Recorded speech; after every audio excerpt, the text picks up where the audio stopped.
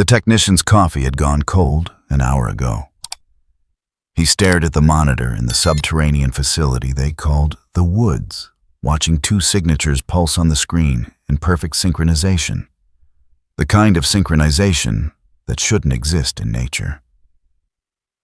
"Two signatures," he said into the comm. His supervisor didn't answer. The man was probably 3 floors up, pretending this experiment wasn't his responsibility when it inevitably went sideways. The resonance chamber hummed. It had been humming for 6 days straight, ever since they'd recalibrated the dimensional mapping protocols. The board wanted results. Godalkin University needed a win after the public relations disaster with Golden Boy and Vought International had made it clear that bleeding edge meant exactly that. Bleed if you have to. On the monitor, the two peaks overlapped. Identical wavelengths, identical amplitude.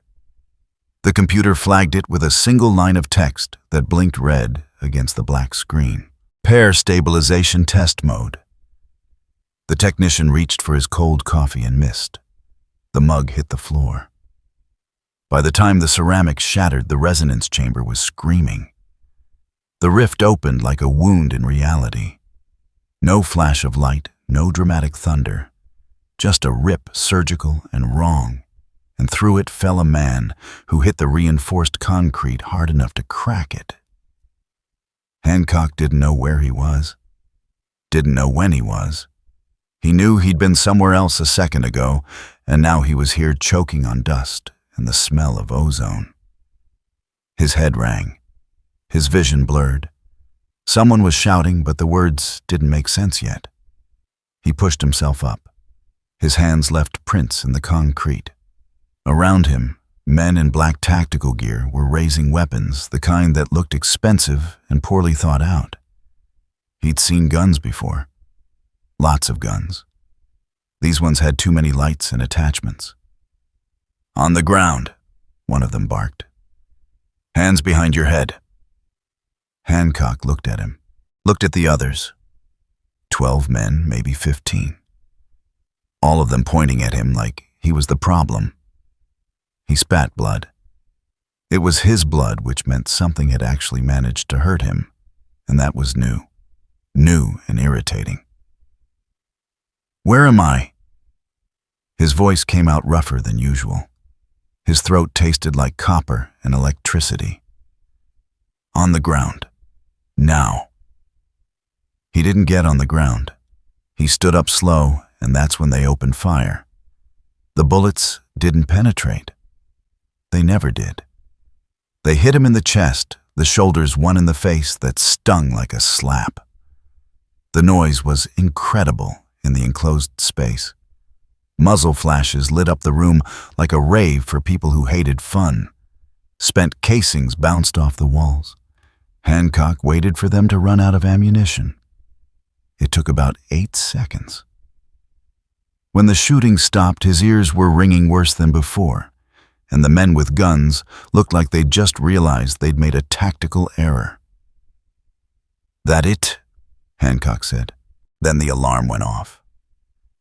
Somewhere above them, someone had decided this was now a facility-wide emergency. Red lights bathed everything in the color of a bad decision. The tactical team scattered, which was smart, and Hancock walked toward the exit, which was locked. He didn't bother with the keypad. He put his fist through the reinforced door, peeled it open like a tin can, and stepped into a hallway that looked like every military black site he'd ever been dragged into. Fluorescent lights. Painted cinder block. The faint smell of institutional disinfectant that never quite covered the smell of fear. Outside, 3 blocks away, someone's husband was going to die in about 40 seconds if nobody stopped it. Hancock didn't know how he knew. He just knew. The same way he always knew. Some part of him that wasn't quite human, that had never been human, could feel the shape of disaster before it landed. It was a sense he'd never asked for and couldn't turn off. A car was going to lose control. A father of two was going to be in the wrong place. Simple math. Tragic math. He ran. The exit was above ground. He took the stairs 4 at a time, broke through another door, and emerged into a city he didn't recognize. Tall buildings, digital billboards, a news ticker running across one of them with a headline about Homelanders saving a bus full of schoolchildren. Everything looked too clean and too bright, like someone had put a corporate polish on suffering. He heard the car before he saw it. Tires losing traction. The high whine of an engine being pushed past its limits. A black sedan careening through an intersection, T-boning a family SUV with the kind of impact that turned metal into modern art. Hancock moved. He hit the wreck at speed, grabbed the sedan's rear bumper, and yanked. The car flipped once, twice, and landed on its roof 20 feet away. Inside, the driver was screaming. Alive. Probably wished he wasn't, but alive. The SUV was worse. The passenger side had caved in. The father was trapped bleeding from the head, and his daughter in the back seat was crying in a pitch that meant actual terror, not just fear. Hancock tore the door off. Didn't mean to tear it off. Meant to open it. The hinges had other ideas. "Get out," he said to the father.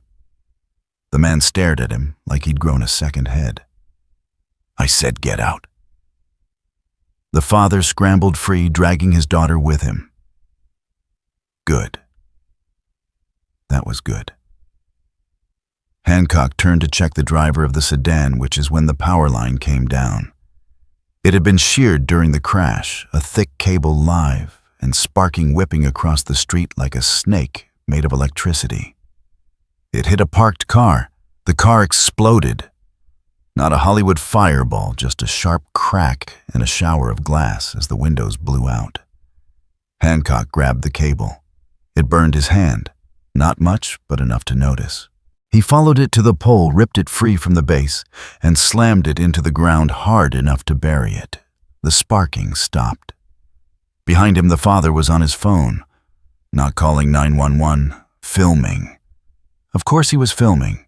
Everyone filmed everything now. The crowd had gathered. They always did. Dozens of people with phones out recording the aftermath. Hancock saw the wreckage through their eyes. The torn-off car door, the flipped sedan, the ruined intersection, the shattered storefront where the power line had taken out a window. A lot of damage.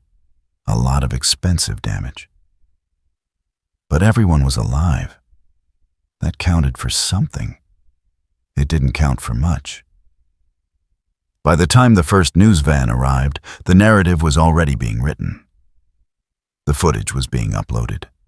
15 seconds of Hancock ripping a car door off its hinges. 15 seconds of him flipping a sedan like a toy. Not 15 seconds of him saving anyone. Nobody ever filmed that part. Hancock didn't wait around. He walked. The crowd parted. Some of them looked grateful. Most looked scared. A few looked angry. One man, older in a suit, was yelling something about insurance and property damage and who was going to pay for this. He made it 2 blocks before the Vought drones showed up.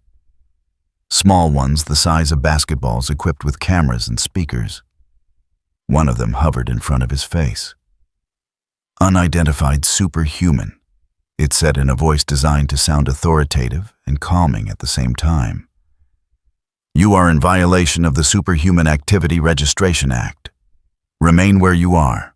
Vought international personnel are en route to process your claim. Hancock looked at the drone, looked at the other 3, circling him like mechanical vultures. No, he said. Then he grabbed the nearest one and crushed it. The plastic casing cracked. The camera lens shattered. The speaker gave a distorted squawk and went silent. The other drones retreated to a safer distance, still filming, always filming. Hancock kept walking. On a screen 3 states away in a tower made of glass and steel. In carefully managed public opinion, a man with blonde hair and a cape watched the footage. He watched it twice. The first time he smiled. The second time, he didn't. "Who the fuck is that?" Homelander said. Nobody answered. They'd learned not to answer rhetorical questions. The footage looped. A man in torn clothes and dried blood walking through Manhattan like he owned it, crushing a Vought surveillance drone with his bare hand. No costume, no branding, no registration. Just raw, unfiltered power being used without permission. Homelander leaned back in his chair. His smile returned thin and sharp. "Find him," he said, "and get me his file." The assistant opened her mouth to explain that there was no file, that the facial recognition had come back with nothing, that this man didn't exist in any database they had access to. Then she looked at Homelander's face and decided the explanation could wait. "Yes, sir," she said. In the subterranean facility beneath Godolakan University, a supervisor finally returned to his desk. He looked at the broken monitor, the shattered coffee mug, the empty resonance chamber. He looked at the log files. 2 signatures detected. 1 recovered. 1 unrecovered. He opened a drawer, pulled out a flask, and took a long drink. On the screen, buried in the metadata of the experiment, a single line of text blinked once and then disappeared. "Pair not recovered." The supervisor didn't see it. He was too busy updating his resume. The event was called Vought Cares. It happened twice a year in different cities, always with the same setup. Red carpet, photographers, a stage designed to look humble while costing more than most people's houses. The 7 stood in formation, smiling on cue, while Homelander delivered a speech about protecting America's families. He was 3 minutes into the speech when his earpiece crackled. "We have a situation," Ashley said. She sounded like she was chewing glass. "The unidentified superhuman from yesterday. He's been spotted near the venue perimeter." Homelander didn't break stride. He finished his sentence about patriotic duty, paused for applause that came right on schedule, and smiled his camera-ready smile. "How close?" he said, barely moving his lips. 2 blocks. Vought security attempted contact. He told them to fuck off and kept walking. "Toward us or away?" "Toward." Homelander's smile widened. He could work with this. He glanced at the teleprompter, skipped ahead 3 paragraphs, and wrapped up the speech early. The crowd loved it. They always loved it when he went off script. Made him seem spontaneous, human. He stepped off the stage to thunderous applause and walked straight to Ashley, who was waiting in the wings with a tablet and the expression of someone watching their career catch fire. "Show me," he said. She pulled up the footage. New footage less than 10 minutes old. The same man from yesterday, still wearing clothes that looked like they'd lost an argument with a car accident. He was walking down 5th Avenue with the posture of someone who'd rather be literally anywhere else. People scattered in front of him. Not running. Just instinctively giving him space, the way you'd give space to a predator that hadn't decided whether you were food yet. "What do we know about him?" Homelander said. "Nothing. Facial recognition is blank. No compound V records, no birth certificate, no social security number. He doesn't exist. Everyone exists. Not him." Homelander watched the footage loop. The man wasn't posturing, wasn't playing to cameras. He just walked, and the world moved around him like water around a stone. It was the walk of someone who'd given up on being liked and settled for being left alone. "Bring him here," Homelander said. "Sir, we don't have protocols for—" "I don't care about protocols. Get him to the event. Tell him we have food. Tell him we have a place he can sleep. Tell him whatever you have to tell him." Ashley looked at the tablet, then at Homelander, then back at the tablet. And if he says no, then tell him we have someone in custody who needs help. Make it personal. Make it urgent. Homelander's smile didn't reach his eyes. Everyone has a weakness. Find his. 20 minutes later, Hancock was standing outside a barricade looking at a circus he wanted no part of. The Vought Cares banner stretched across the plaza like a lie made of fabric. Security guards in tactical gear formed a perimeter. News crews were everywhere, shoving cameras and microphones at anyone who looked remotely important. A woman in a severe pantsuit approached him. She had the kind of smile that had been trained into existence through years of corporate pressure and personal compromise. "Mr. Hancock," she said. Not a question, a statement. Like she'd decided his name and he was just going to have to live with it. "How do you know my name?" he said. "We've been looking for you. We'd like to extend an invitation. Vought International believes in supporting all enhanced individuals, and we have resources that could help you transition into, I don't need help. We also have a hot meal, a clean bed, and a situation that requires immediate attention. There's a young woman held against her will in a facility not far from here. Our intel suggests she's being used for unsanctioned testing. You seem like someone who doesn't tolerate that sort of thing." Hancock looked at her, looked past her at the cameras, the crowds, the stage where Homelander had been performing 30 minutes ago. Everything about this felt like a trap wrapped in good intentions.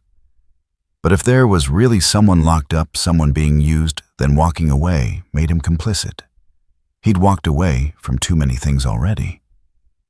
"Show me," he said. The woman's smile sharpened. "Right this way." She led him through the barricade past security that parted without question and into the event space. The moment he crossed the threshold, every camera in the plaza swiveled to track him. He could feel the attention like heat on his skin. Uncomfortable, invasive, the kind of scrutiny that made his teeth itch. Homelander was waiting near the stage. He stood in a shaft of late afternoon sunlight, positioned perfectly, so the light caught the gold trim on his suit and made him look like a recruiting poster come to life. When he saw Hancock, his expression shifted into something that might have been warmth if you weren't paying attention. "You must be our mystery guest," Homelander said. He extended a hand. "Homelander, I protect this country. You've probably heard of me." Hancock looked at the hand, didn't take it. "You're selling masks," he said. The plaza went quiet. Not the natural quiet of people stopping to listen, but the artificial quiet of a crowd holding its breath. Every camera zoomed in, every microphone went live. This was the moment that would dominate the news cycle for the next 48 hours, and everyone knew it. Homelander's smile didn't falter. If anything, it brightened. "I'm sorry, what? This?" Hancock gestured at the stage, the banners, the carefully arranged photo opportunities. "It's all bullshit. You don't care about these people. You care about them caring about you." That's a bold accusation. It's not an accusation. It's just what I see. Homelander's eyes flickered. Just for a second. Just long enough for Hancock to know he'd hit something true. Then the smile was back wider and sharper than before.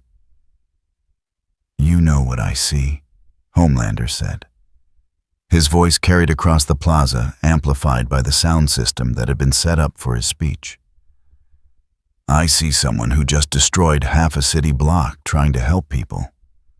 I see someone who clearly has power, but no discipline, no direction, no appreciation for the collateral damage he leaves behind." People lived. Did they, all of them? Homelander stepped closer. The cameras followed. "The owner of that storefront you demolished, the one with the window you destroyed. He's filing for bankruptcy. The insurance won't cover superhuman activity. He's losing everything because you couldn't be bothered to control yourself. Hancock felt something cold settle in his chest. That's not... And the driver of the sedan, the one you flipped like a toy.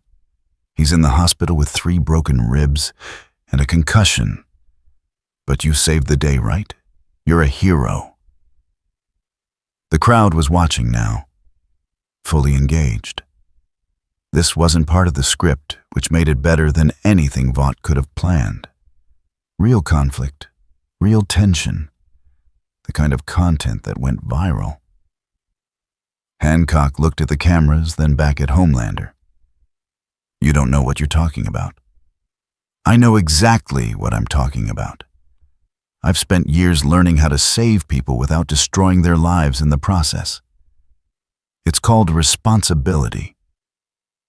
Homelander spread his arms, playing to the crowd. But if you'd like, we can help you. Vought has programs, training, support systems for people like you who mean well but don't know better. I'm not people like me. No. Homelander's smile turned predatory. Then what are you? Hancock didn't answer. He could feel the trap closing. Every word he said would be clipped, edited, turned into ammunition. This wasn't a conversation. It was a performance, and he'd walked into it like an idiot. He turned to leave. That's when he saw the LED wall behind the stage. 20 feet tall, impossible to miss, displaying the Vought logo with the slogan, "Protecting tomorrow, today." Something about it, the sheer arrogance of it, the presumption that people would just accept being protected by a corporation, made his jaw clench. He grabbed the nearest support strut and pulled. The LED wall came down like a felled tree. It hit the stage with a crash that sounded like a car accident played through stadium speakers. Sparks flew. The crowd screamed. Security rushed forward and immediately thought better of it when Hancock looked at them. I don't need your help, Hancock said loud enough to be heard over the chaos. And I don't need your permission. He walked toward the plaza exit. A child, maybe 6 years old, had been standing too close when the LED wall fell. A piece of the frame had broken off, tumbling toward her like a slow-motion guillotine. Her mother screamed. Hancock caught it one-handed. The metal was heavy, sharp, and moving with enough force to kill. He stopped it cold, held it for a second, then tossed it aside like it weighed nothing. The girl stared at him with wide eyes. He nodded at her once and kept walking. Behind him, the mother grabbed her daughter and ran. The crowd scattered. Cameras captured everything. The wreckage, the chaos. The moment of rescue buried under the spectacle of destruction. Homelander stood in the center of it all, watching Hancock disappear into the city. His cape stirred in the artificial breeze from a dozen camera drones. He waited until he was sure the cameras were focused on him, then arranged his face into an expression of noble concern. Ladies and gentlemen, he said, his voice projecting across the plaza with perfect clarity. You've just witnessed what happens when power goes unchecked. When someone with abilities decides the rules don't apply to them. This is why Vought exists. This is why America needs heroes who understand accountability. The crowd applauded. Not everyone, but enough. The cameras caught it all. In the control room 3 blocks away, Ashley watched the footage and felt her blood pressure spike to new and interesting heights. The event was ruined. The LED wall alone cost more than her annual salary. But the social media metrics were already climbing. Hancock's face was trending. Homelander's speech was being clipped and shared. The narrative was forming in real time. Mystery Superhuman Attacks Charity Event. Homelander protects crowd from dangerous vigilante. Who was the man who defied America's greatest hero? She pulled up the internal memo system and started typing a preliminary report. By the time she finished the first paragraph, her phone rang. The caller ID said it was coming from the top floor of Vought Tower. She took a breath, steadied herself, and answered. "Make him famous," the voice on the other end said. "Not a request, an order. I want every network running his face. I want him branded as a threat before he has a chance to become anything else." "Understood," Ashley said. The line went dead. She looked at the footage one more time. Hancock walking away, surrounded by wreckage, his expression carved from stone. A man with the power to level cities and the restraint to save a child no one else would even notice. She started making calls. By nightfall, Hancock's face was on every major news outlet in the country.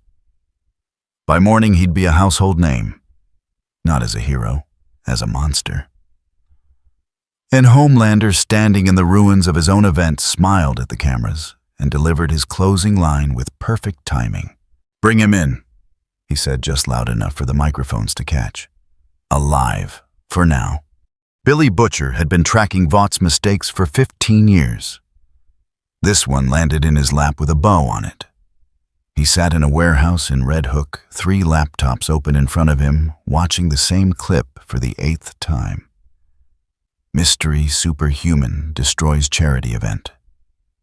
Homelander plays the victim. The usual rotation of lies and manufactured outrage. Except this time, something was different. The man in the footage didn't move like a soup. Soups had tells, they posed. They played to cameras even when they pretended not to. This one just existed blunt and irritated, like the whole world was background noise he couldn't turn off. Butcher paused the video on a frame where the man's hand crushed a Vought drone. The fingers didn't blur, no super speed, just pressure applied until metal gave up. That spoke to strength that didn't need to show off. Huey leaned over his shoulder. "You think he's on V?" "Don't know what he's on." Butcher zoomed in on the man's eyes. Clear, focused, not the glazed look you got from Temp 5, not the manic edge of a fresh dose. But Vought can't find a file on him. That means he's either very good at hiding or he ain't from around here. What's around here mean? Fuck if I know. Butcher closed the laptop. But anyone who makes Homelander that nervous is worth a conversation. Finding Hancock took 6 hours and 3 reliable sources who owed Butcher favors they'd rather not have owed. The trail led to a condemned apartment building in the Bronx, the kind of place where the city had given up pretending it cared. No power, no water, just rats and the occasional squatter who valued privacy over comfort. Hancock was on the roof. He sat with his back against a brick wall, staring at the skyline like it owed him money. His clothes were the same ones from the footage. Torn jacket, blood-stained shirt, jeans that had seen better decades. He didn't turn when Butcher kicked open the roof access door. "You're trespassing," Hancock said. Butcher stepped onto the roof, hands visible, no weapon drawn. "So are you, mate?" "Building's condemned." "Then we're both criminals. You leaving or staying?" "Staying. Got a proposition for you." Hancock finally turned his head. His gaze was flat, evaluating. "Not interested." "You haven't heard it yet." "Don't need to. You're here because you saw the news. You think I'm useful. You want to point me at someone and watch what happens." Hancock went back to studying the skyline. "I've heard this speech before. Answer's no." Butcher pulled out a flask, took a drink, and offered it. Hancock ignored him. "Fair enough. But let me paint you a picture. Vought International is currently spinning a narrative where you're a dangerous vigilante who needs to be brought in for the safety of the American people. They've got your face on every channel. They're calling you a terrorist." They can call me whatever they want. They'll do more than call. They'll hunt. And when they catch you, they won't put you on trial. They'll cut you open and see what makes you tick. Butcher sat down on the ledge legs, dangling over a 4-story drop. Unless you're into vivisection, you might want to consider making some friends. I don't make friends. Neither do I. That's why this works. Hancock finally faced him properly. What do you want? I want Homelander dead. I want Vought burned to the ground. I want every lie they've told exposed, and every bastard who profited from it held accountable. Butcher's voice was casual, like he was discussing the weather. You seem like the sort who doesn't love being told what to do by corporations. That about right? I don't love being told what to do by anyone. Even better. Butcher stood, brushed off his coat. Here's the deal. You help me make Vought bleed. I help you stay off their dissection table. We're not partners. We're not mates. We're two people who hate the same thing working toward the same goal. And after you fuck off to wherever you came from, and I drink myself to death in peace. Everybody wins. Hancock was quiet for a long moment. Below them, a siren wailed. An ambulance, probably. Someone having the worst day of their life while the world kept spinning. He'd heard 1,000 sirens, saved some, missed more. There's a catch, Hancock said. Always is. I don't take orders. I don't follow plans. And if someone's in trouble, I'm helping them, whether it fits your schedule or not, Butcher grinned. It wasn't a friendly expression. Wouldn't have it any other way. They met again 3 days later in a location Butcher called secure and Hancock called paranoid. An abandoned meatpacking plant in Queens, the kind of place where the smell of old blood never quite left the concrete. Butcher had brought equipment, medical equipment. The hell is this? Hancock eyed the syringes, the vials, the portable lab setup that looked like it had been stolen from a hospital. Insurance, Butcher said. We need to know what you are before we can use you properly. I'm not a lab rat. Never said you were. But Vought's got a weapon. Called it a soup-killing virus. Kills anything with compound V in its system. Nasty piece of work. Butcher held up a vial of clear liquid. This is a controlled sample, inactive. I need to know if it affects you. Hancock stared at the vial. You want to infect me. I want to test you. Big difference. If you're clean, the virus won't touch you. If you've got V in your system, you'll feel it. We'll know what we're dealing with. Butcher set the vial down carefully. Your choice. But if Vought deploys this thing, and you're vulnerable, you'll die screaming and I'll be down one very useful bastard. The logic was sound. Hancock hated that the logic was sound. He held out his arm. Make it quick. Butcher prepared the injection with the efficiency of someone who'd done this before. The needle went in clean. Hancock felt the pressure, the brief sting, then nothing.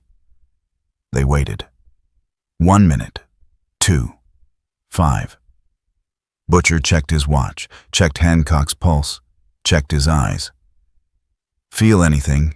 No. Nausea, dizziness, sudden urge to vomit your organs out? Nothing. Butcher's sat back expression unreadable. Then he laughed. It was a short, bitter sound. Well, fuck me. You're not V. I told you that. Everyone tells me things. Doesn't make them true. Butcher started packing up the equipment. But this is interesting. Vought's whole empire is built on compound V. Every soup they've got is on it. Their weapons are designed to counter it. And here you are walking around with power that doesn't come from a needle. Does it matter where it comes from? Matters a great deal, mate. Means you're a problem they can't solve with their usual tricks. Means you're an anomaly, a glitch in the system. Butcher zipped up the medical case, and glitches are exactly what I need. Hancock stood. His arm still tingled where the needle had been, but otherwise he felt fine. The same as he always felt. Tired, disconnected. Like he was stuck in a world that operated on rules that didn't apply to him. "What now?" he said. "Now we wait. Vaught's looking for you. They'll escalate. They always do." Butcher headed for the exit, stopped, turned back. "One more thing. When they come for you, and they will, don't hold back. They're expecting a soup. Give them something they can't categorize. I'm not killing for you. Didn't ask you to, but making them afraid that I'm asking for." Butcher's grin returned. Fear's a hell of a motivator. He left. Hancock stood alone in the meatpacking plant, surrounded by rust and the ghost of old violence. Outside, the city hummed.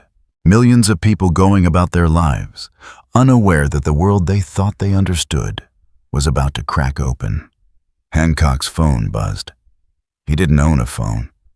He pulled it from his jacket pocket anyway, confused, and found a burner cell he didn't remember taking. A single message on the screen. "They're calling you a biohazard. Source unknown. Vought just raised the threat level to national security. Welcome to the shit show. B." Hancock deleted the message, crushed the phone, and dropped the pieces in a trash can. Biohazard. National security. The words people used when they wanted to justify anything. He left the plant through a side door and emerged into an alley that smelled like rotting vegetables and broken dreams. A block away, he could hear someone crying. A woman's voice, raw and desperate. He followed the sound. She was young, maybe 19, backed into a corner by two men who thought numbers gave them courage. They were wrong. Hancock stepped into the alley entrance. The men turned, saw him, and made a choice they'd regret. "Walk away," Hancock said. One of them pulled a knife. The other pulled a gun. Neither of them pulled a working brain. Hancock moved. Fast, but not superhuman. Just efficient. He took the gun first, crushed it, dropped it. Took the knife second, broke the blade, threw it into a dumpster. Then he grabbed both men by their collars and carried them to the mouth of the alley. "Run," he said. They ran. The woman was still crying, but quieter now. Shock, probably. Hancock didn't try to comfort her, didn't have the words for it. He just nodded once and started to leave. "Thank you," she said. He stopped, turned. "Get somewhere safe. Stay there." "Who are you?" Hancock thought about the question. Thought about all the names he'd been called over the years. Hero, monster, freak, anomaly. None of them felt right. None of them fit. "Nobody," he said, and left her there. By the time he made it back to the condemned building in the Bronx, Vaught's response had gone live. He saw it on a screen in a bodega window. His face plastered across the news with a chyron that read, "Dangerous superhuman at large, do not approach." A reporter stood in front of Vought Tower delivering the story with practiced concern. "Federal authorities are coordinating with Vought International to locate and contain the individual known only as Hancock. Sources within Homeland Security describe him as an unregistered biohazard of unknown origin. Citizens are advised to report sightings immediately and under no circumstances attempt to engage." The screen cut to footage of Homelanders standing at a podium, looking grave and heroic in equal measure. "We will find him. We will bring him in, and we will ensure the safety of every American citizen. That's a promise, Hancock turned away from the screen. Behind him, the bodega owner was staring, not with fear, with recognition. The old man's hand drifted towards something under the counter. Probably a phone. Probably already dialing. Hancock left before the conversation could start. Back on the roof, he sat in the same spot and stared at the same skyline. Somewhere out there, Butcher was planning. Homelander was hunting. Vought was spinning. And Hancock was exactly where he'd always been. Alone. Unwanted. Waiting for the world to decide whether to kill him or use him. His phone buzzed again. Different phone. Butcher must have slipped him another one. The message was short. Vaught's escalating faster than expected. They're scared. Good. Stay low. I'll be in touch. B. Hancock didn't delete this one.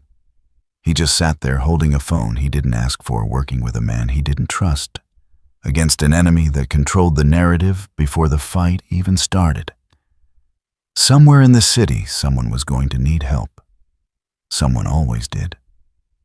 And when they did, Hancock would be there. Not because it was smart. Not because it fit anyone's plan. Because it was the only thing he knew how to do. The campaign launched at 6 a.m. across every major network. Vought Care's Rehabilitation Initiative. A program designed to help enhanced individuals transition into productive members of society. The press release used words like compassion and understanding and second chances. It used them a lot. Ashley delivered the pitch herself on Good Morning America, sitting across from a host who nodded sympathetically at all the right moments. "We believe everyone deserves help," she said, her smile never quite reaching her eyes. "Even those who've made mistakes. Our facility offers counseling training and medical support in a safe, controlled environment." The host leaned forward. "And you're extending this offer to the individual known as Hancock?" "Absolutely. We understand he's been through trauma. The reports suggest possible memory loss disorientation. Vought wants to help, not punish." What the press release didn't mention, the facility was designed by the same architects who'd built black sites for 3 different alphabet agencies. What Ashley didn't mention, Homelander, had personally approved the sedation protocols. Hancock saw the broadcast on a screen in a 24-hour diner. He was on his 4th cup of coffee, trying to stay awake, trying to ignore the way his body felt like it was vibrating at the wrong frequency. The resonance from whatever had pulled him into this world hadn't stopped. It just shifted, became background noise he couldn't tune out. The waitress kept glancing at him, nervous, recognizing him, but not sure whether to call the cops or ask for an autograph. He left cash on the table and walked out before she could decide. His phone buzzed. Butcher, probably. But when he checked, the message was from a number he didn't recognize. "Safe house compromised.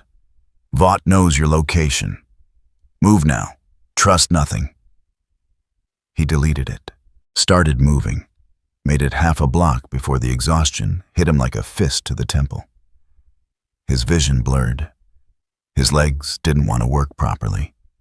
He grabbed a light post to steady himself, felt the metal bend under his grip, forced himself to let go before he tore it out of the ground. Something was wrong. Something was very wrong. The van pulled up 30 seconds later. White, unmarked, side door already open. 2 men in medical scrubs' hands, visible expressions professionally neutral. "Mr. Hancock," one of them said. "We're from the Vought Rehabilitation Program. We'd like to help." Hancock tried to focus, tried to tell them to fuck off. His mouth didn't cooperate. The words came out slurred, incomprehensible. His knees buckled. They caught him. Professional, efficient. Like they'd done this before. Probably had. "It's okay," the other one said. "You're safe now. Just let us help." He didn't remember getting into the van. Didn't remember the drive. When awareness came back, he was in a room with white walls and fluorescent lights that hummed at a frequency designed to make people compliant. A hospital bed. Restraints on his wrists and ankles. Not metal. Something synthetic that flexed but didn't break. A woman in a white coat stood over him, checking an IV line that ran into his arm. "Welcome back," she said. "You've been unconscious for 6 hours. How are you feeling?" Hancock tested the restraints. They held, barely. "Where am I?" "The Vought Wellness Center. You collapsed on the street. We brought you here for observation." "I didn't collapse. You drugged me." Her smile was practiced, professional. "You were experiencing acute disorientation and fatigue. We administered a mild sedative to prevent you from hurting yourself or others. Let me go. Soon. We just need to run a few tests. Make sure you're stable." She adjusted the IV drip. "Try to relax. This will be easier if you cooperate." The drug hit his system like warm honey, slowing his thoughts, softening his anger. He fought it, but fighting felt like swimming through concrete. His eyes drifted closed. When he woke again, the room had changed. Or he'd been moved to a different room. Hard to tell. Same white walls, same fluorescent hum.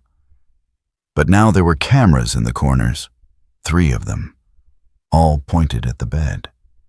The restraints were different too, heavier, reinforced. Someone had upgraded the security while he was out. He pulled. The restraint stretched, but held. He pulled harder. The bed frame groaned. Metal screamed. The restraint on his right wrist finally gave way with a snap that echoed in the small space. Alarms went off immediately. Red lights. A klaxon that felt designed to split skulls. The door opened and 5 security guards rushed in dressed in tactical gear that looked expensive and ineffective. "Sir, we need you to calm down," the lead guard said, keeping his distance. Smart man. Hancock ripped the other restraints off, swung his legs off the bed, and stood. The IV line tore free. Blood dripped from his arm. The guards raised their weapons. Not guns, tasers, also ineffective. "This is your last warning," the guard said. Hancock grabbed the bed frame and threw it. Not at the guards, at the cameras. The metal hit with satisfying crashes. Plastic shattered. Glass exploded. The cameras died. The guards opened fire. 50,000 volts hit him in the chest. He felt it as a mild tingle. Annoying, but not painful. He grabbed the wires, yanked, and pulled the lead guard forward hard enough to make him stumble. "I'm leaving," Hancock said. "Stay out of my way." They didn't. They tried to dogpile him, 5 men with numbers and training against 1 man with physics on his side. It went poorly for them. Hancock didn't hit anyone. Didn't need to. He just moved and they bounced off him like they'd run into a wall. The door led to a hallway. White walls, more fluorescent lights, identical doors stretching in both directions. A facility designed to be disorienting, designed to make people lose track of where they were. Hancock picked a direction and moved. Behind him, more guards were coming. Ahead, someone was screaming. He stopped. The sound came from behind one of the doors. A woman's voice, raw and terrified. Not a scream of pain, a scream of protest, of violation. He tore the door off its hinges. The room inside was larger than his had been. Medical equipment lined the walls. monitors, machines that beeped and whirred. A woman was strapped to a table in the center, electrodes attached to her head, her arms, her chest. Two technicians in lab coats stood over her, adjusting settings on a control panel. They turned when the door came down, stared at Hancock like he'd materialized from thin air. "What the hell are you doing?" one of them said. Hancock didn't answer. He crossed the room in 3 steps, grabbed the nearest technician by the front of his coat, and lifted him off the ground. "What is this research?" "We're studying enhanced neural patterns. She volunteered." The woman on the table screamed again, not words, just sound, raw and animal. "She doesn't sound like a volunteer," Hancock said. He dropped the technician, moved to the table, and started ripping electrodes off. The woman's eyes were wild, dilated, seeing things that weren't there. Whatever they'd pumped into her system had turned her brain into a war zone. The machine started screaming too, alarms, warnings, vital signs dropping into dangerous territory. Hancock didn't know how to fix that, didn't know what half these machines did. So he did the only thing that made sense. He broke them. Not carefully, not precisely. Just grabbed and crushed until the beeping stopped and the woman's breathing steadied. She blinked, focused on him. Her mouth moved, but no sound came out. "Can you walk?" Hancock said. She nodded.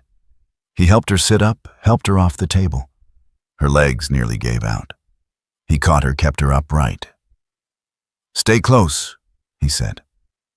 The hallway had filled with guards. A dozen of them now forming a perimeter, weapons drawn. Not tasers this time, actual firearms. Someone had escalated the threat assessment. "Stand down," the lead guard said. "Release the patient and stand down." Hancock looked at the woman leaning against him, looked at the guards, looked at the facility stretching in both directions, filled with identical doors and identical lies. "How many?" he said. "How many what? How many rooms like that one? How many people strapped to tables?" The guard didn't answer. Didn't have to. The silence said enough. Hancock started walking, straight toward the guards. They opened fire. The bullets hit him in the chest, the arms, the face. He felt them impact, felt the force. Didn't slow down. The woman behind him screamed, but he'd positioned himself between her and the gunfire. None of them touched her. He reached the guards and didn't stop, just kept moving. They scattered. Smart. The ones who didn't scatter got moved anyway. Gently, relatively speaking. He wasn't trying to kill anyone, just trying to leave. The hallway ended in a set of double doors, locked, reinforced. He put his fist through them and peeled them open like aluminum foil. Behind the doors, another hallway. More doors, more rooms, more people who'd trusted Vought to help them and learned too late what help meant in a corporate context. He started opening doors. First room empty. Second room, a man strapped to a chair, a V-line in his arm, draining blood into collection bags. Third room, a teenager with burn marks on her hands, sitting in a corner, rocking back and forth.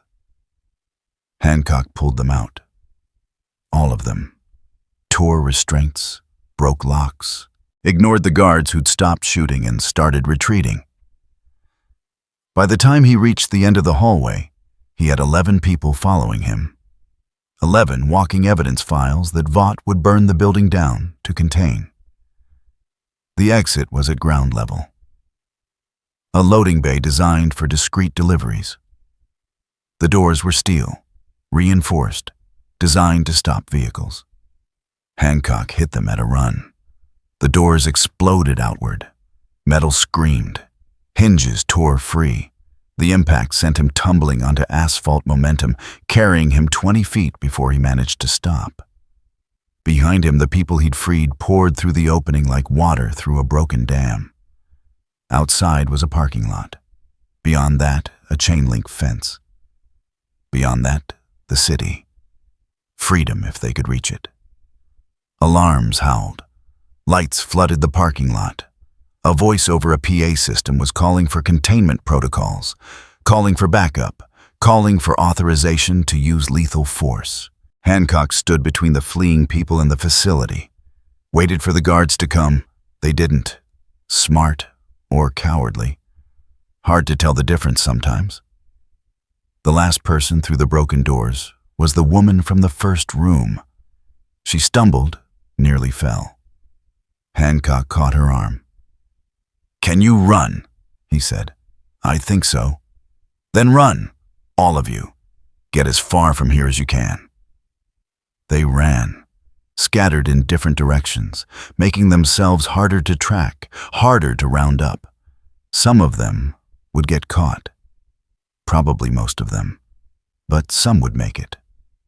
That was better than none. Hancock turned back to the facility. Through the broken doors, he could see guards regrouping. See technicians frantically working computers. See the woman in the white coat from earlier standing in a doorway, watching him with an expression that wasn't fear or anger, but calculation. She was already planning the cover story, already figuring out how to spin this. Dangerous superhuman attacks. Medical facility. Violent rampage. Innocent staff terrorized. The story would be on the news before he made it 3 blocks. He didn't care. Let them spin. Let them lie.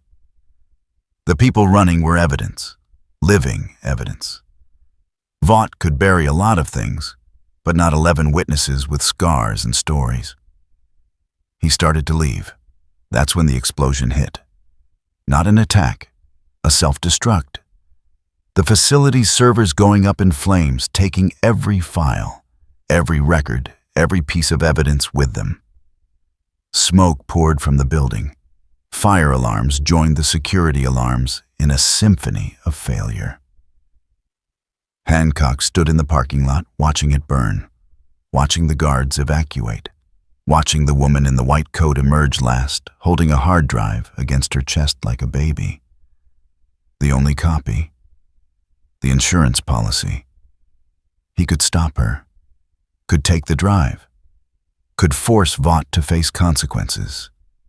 But consequences required systems that cared, courts that weren't bought, media that wasn't controlled.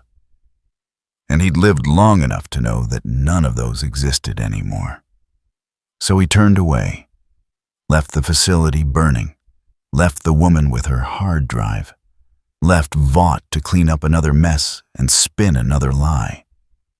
By the time emergency services arrived, he was 6 blocks away. By the time the news vans showed up, he was gone. The story broke 3 hours later. Vaught's version. Terrorist attack on medical research facility. Dangerous vigilante Hancock responsible for explosion that injured staff and freed dangerous test subjects. Authorities seeking information. Do not approach. Homelander gave a statement outside the still smoking building. This individual has proven he's willing to kill to avoid accountability. We will not rest until he's brought to justice. The cameras loved him. They always did.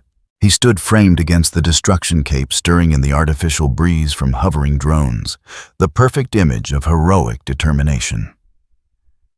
Inside the building, in a section that hadn't burned, a Vought employee sat at a terminal copying files to an external drive. Not the official backup. A personal copy. Insurance of a different kind. The files included resonance logs from the woods, pair stabilization protocol documentation, test results from Subject A, and a single frame of security footage showing a second resonance signature still unrecovered, still out there. The employee pocketed the drive and left through a side exit. Nobody stopped him. Nobody even noticed. In the chaos, one more person leaving was just background noise. By nightfall, that drive would be in Butcher's hands. By morning, it would be the only leverage they had against what was coming. But that was hours away. For now, Hancock sat on a different roof in a different part of the city, staring at his hands. They shook, not from fear, from the resonance. It was getting worse, louder, like a frequency he couldn't quite hear but could feel in his bones. Something was pulling at him, something familiar and wrong, something that wanted him to find it, or wanted to find him. His phone buzzed. Butcher's number this time. Saw the news. You started a war. Hope you're ready for it. B. Hancock deleted the message. Started a war. He hadn't started anything. Just broken a cage and let people out. But maybe that was the same thing. The city hummed below him. Sirens. Traffic. The white noise of millions of lives being lived. Somewhere in that noise, Vought was planning. Homelander was hunting. And Hancock was exactly what he'd always been. A problem looking for a solution that didn't involve going quietly. The Seven launched their operation at dawn. Not because dawn was tactically optimal, but because it photographed well. Golden light, long shadows. The kind of cinematic quality that tested well with focus groups. Homelander stood at the center of the formation, flanked by Queen Maeve and Starlight. A-Train hovered at the perimeter, ready to intercept. Black Noir watched from a rooftop, silent as always. The Deep had been left behind. Nobody wanted to explain why the aquatic hero was hunting a target in Midtown Manhattan. They'd chosen the location carefully. Times Square. Maximum visibility, maximum cameras. Vought had tipped off every news outlet in the tri-state area. By the time the Seven touched down, a dozen helicopters were already circling overhead. Ashley watched from a control van 2 blocks away, coordinating feeds from 40 different cameras. "Remember?" she said into the comms, her voice tight with the kind of stress that came from knowing your job depended on this going perfectly. "This is a rescue operation. You're protecting civilians from a dangerous individual. Stay on message." Homelander's voice came back smooth and confident. "We know what we're doing, Ashley. Just keep the cameras rolling." The bait had been simple. Credible. A police scanner report about a hostage situation at a bank, armed robbery in progress, civilians in danger. The kind of thing Hancock couldn't ignore even if he knew it was a trap. He knew it was a trap. He went anyway. The bank was 2 blocks from Times Square, old architecture, marble columns, the kind of building that had survived a dozen financial crises and would probably survive a dozen more. Hancock approached from the north, keeping to side streets, avoiding main roads where cameras could track him. He made it halfway to the entrance before Homelander dropped from the sky. The landing was perfect. Superhero 3-point pose, cape-billowing smile bright enough to sell toothpaste. The crowd that had gathered gasped. Phones came out. This was content. This was going to go viral. "That's far enough," Homelander said, standing slowly, giving the cameras time to capture his best angles. Hancock stopped. Studied the setup. The Seven spreading out to surround him. The news helicopters overhead, the crowd being held back by police who'd arrived suspiciously fast. Every element positioned for maximum drama. "There's no hostage situation," Hancock said. "Of course there is. Armed robbery. Civilians in danger. We received multiple reports." Homelander's smile never wavered. "We're here to protect those innocent people. And to bring you in safely. You're here to make me look dangerous. You are dangerous. You've proven that repeatedly. but we're willing to give you a chance to surrender peacefully." Homelander gestured at the crowd. "All these people are watching. Show them you can do the right thing." Hancock glanced at the cameras, at the crowd, at the seven forming a perimeter that was more theater than tactics. Every instinct told him to leave, walk away, let them have their show. But walking away meant they controlled the narrative, meant they got to say he ran, meant every lie after this one would be easier to sell. "No," Hancock said. "No." Homelander's smile sharpened. "That's your answer, after everything Vought has offered you, after we extended our hand in friendship." "You extended a cage. I'm not interested." Homelander sighed. "Performative, disappointed, for the cameras." "Then I'm afraid you leave us no choice. 7 contain the target. Non-lethal force only. We bring him in alive." They moved simultaneously, coordinated, practiced. A-Train came from the left at speed, Queen Maeve from the right with a punch designed to stagger, Starlight from above with a light blast that was more flash than substance. Hancock didn't dodge. He caught A-Train by the arm as the speedster tried to blur past, used the momentum to swing him into Maeve. They collided with a crash that sounded expensive. Starlight's blast hit him in the chest. He felt the heat, the pressure. Nothing that mattered. He looked up at her. "You don't want to do this." She hesitated, just for a second, just long enough for the cameras to catch it. Homelander noticed.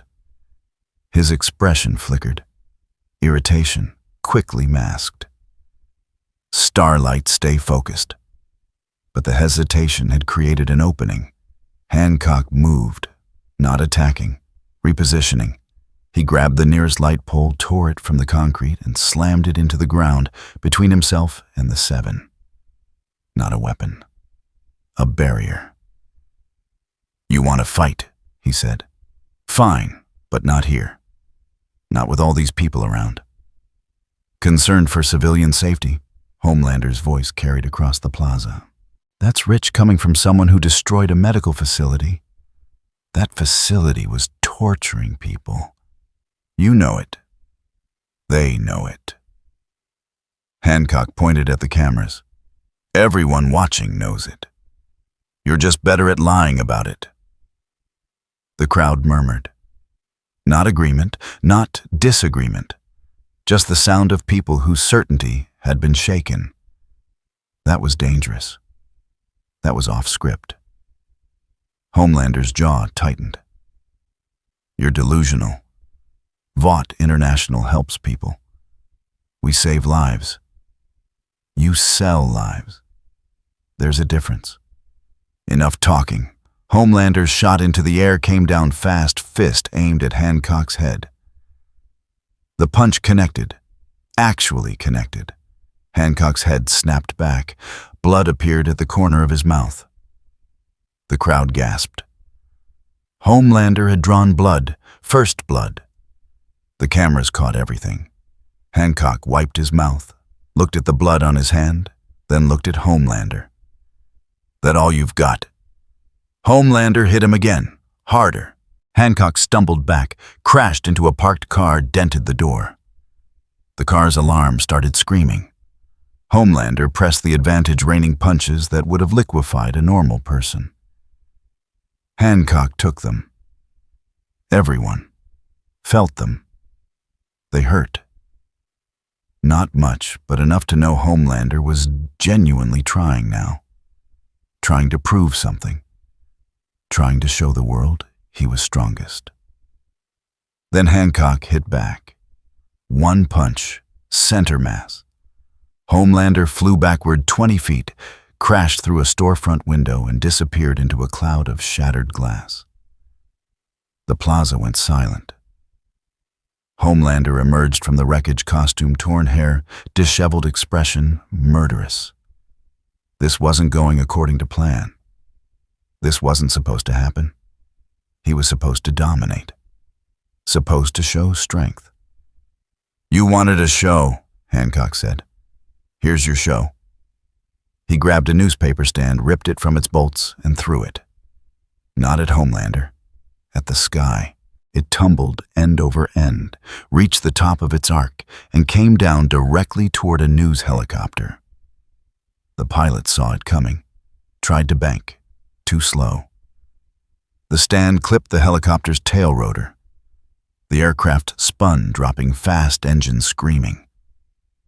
30 people were standing directly under it. Homelander shot into the air. Fast, genuinely fast.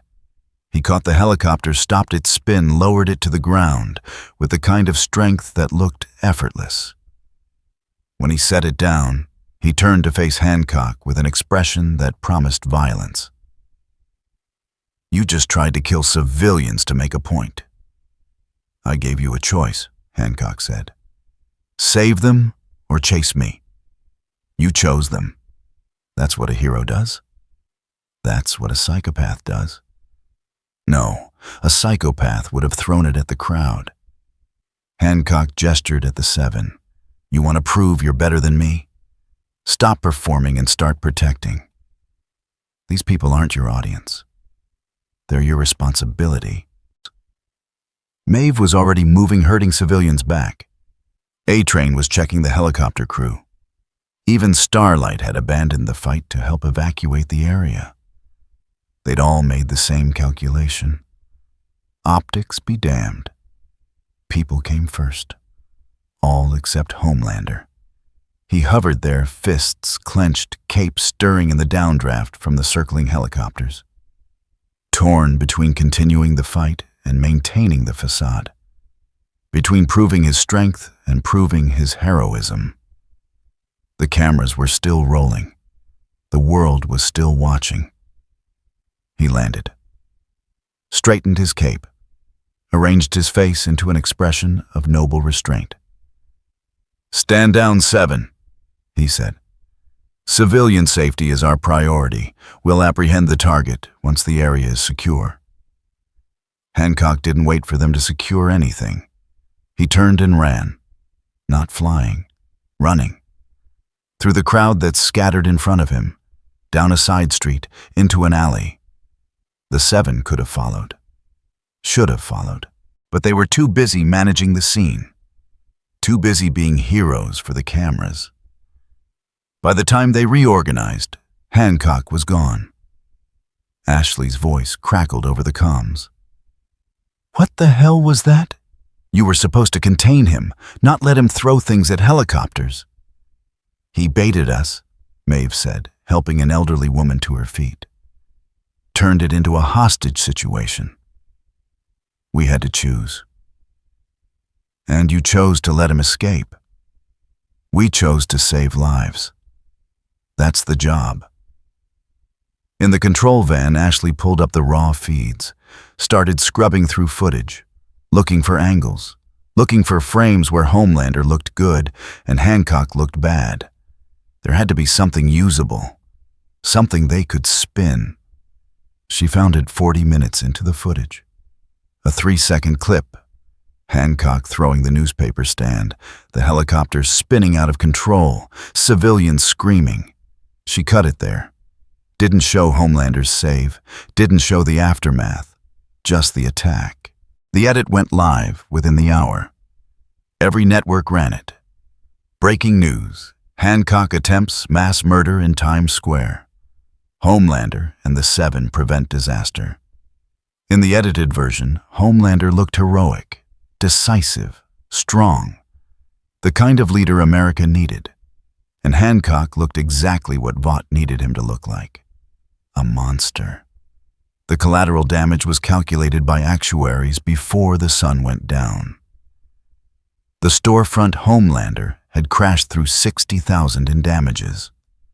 The newspaper stand property of the city. The helicopter insured, but the pilot was filing a lawsuit. 8 civilians injured in the panic. None seriously, but all with lawyers. Vaught's legal department was already drafting settlements. Non-disclosure agreements attached. Sign here. Get paid. Stay quiet. Most would sign. A few wouldn't. The ones who wouldn't would find their claims tied up in litigation that would outlast their patience. Standard procedure. But buried in the footage that didn't make the news and the raw feeds that would never air was something Ashley didn't see. Couldn't see. Because she was looking for the wrong thing. A single frame. Homelander's face caught mid-flight the moment after Hancock's punch landed. Not angry, not determined. Scared just for a second. Just long enough for someone who knew what to look for to notice. A micro-expression that betrayed the truth. Homelander had felt that hit. Had been hurt by it. Not much. Not enough to matter in a fight, but enough to matter in a narrative. And somewhere in Red Hook Butcher watched that frame on a loop, grinning like he'd just found religion. "Got you, you blonde bastard," he said to the screen. "Got you." Huey leaned over his shoulder. Got him how he still beat Hancock. Still came out looking like a hero. Did he watch again? Butcher rewound the footage, played it frame by frame. Right there. See it? That's not the face of a man who's invincible. That's the face of a man who just realized he can be hurt.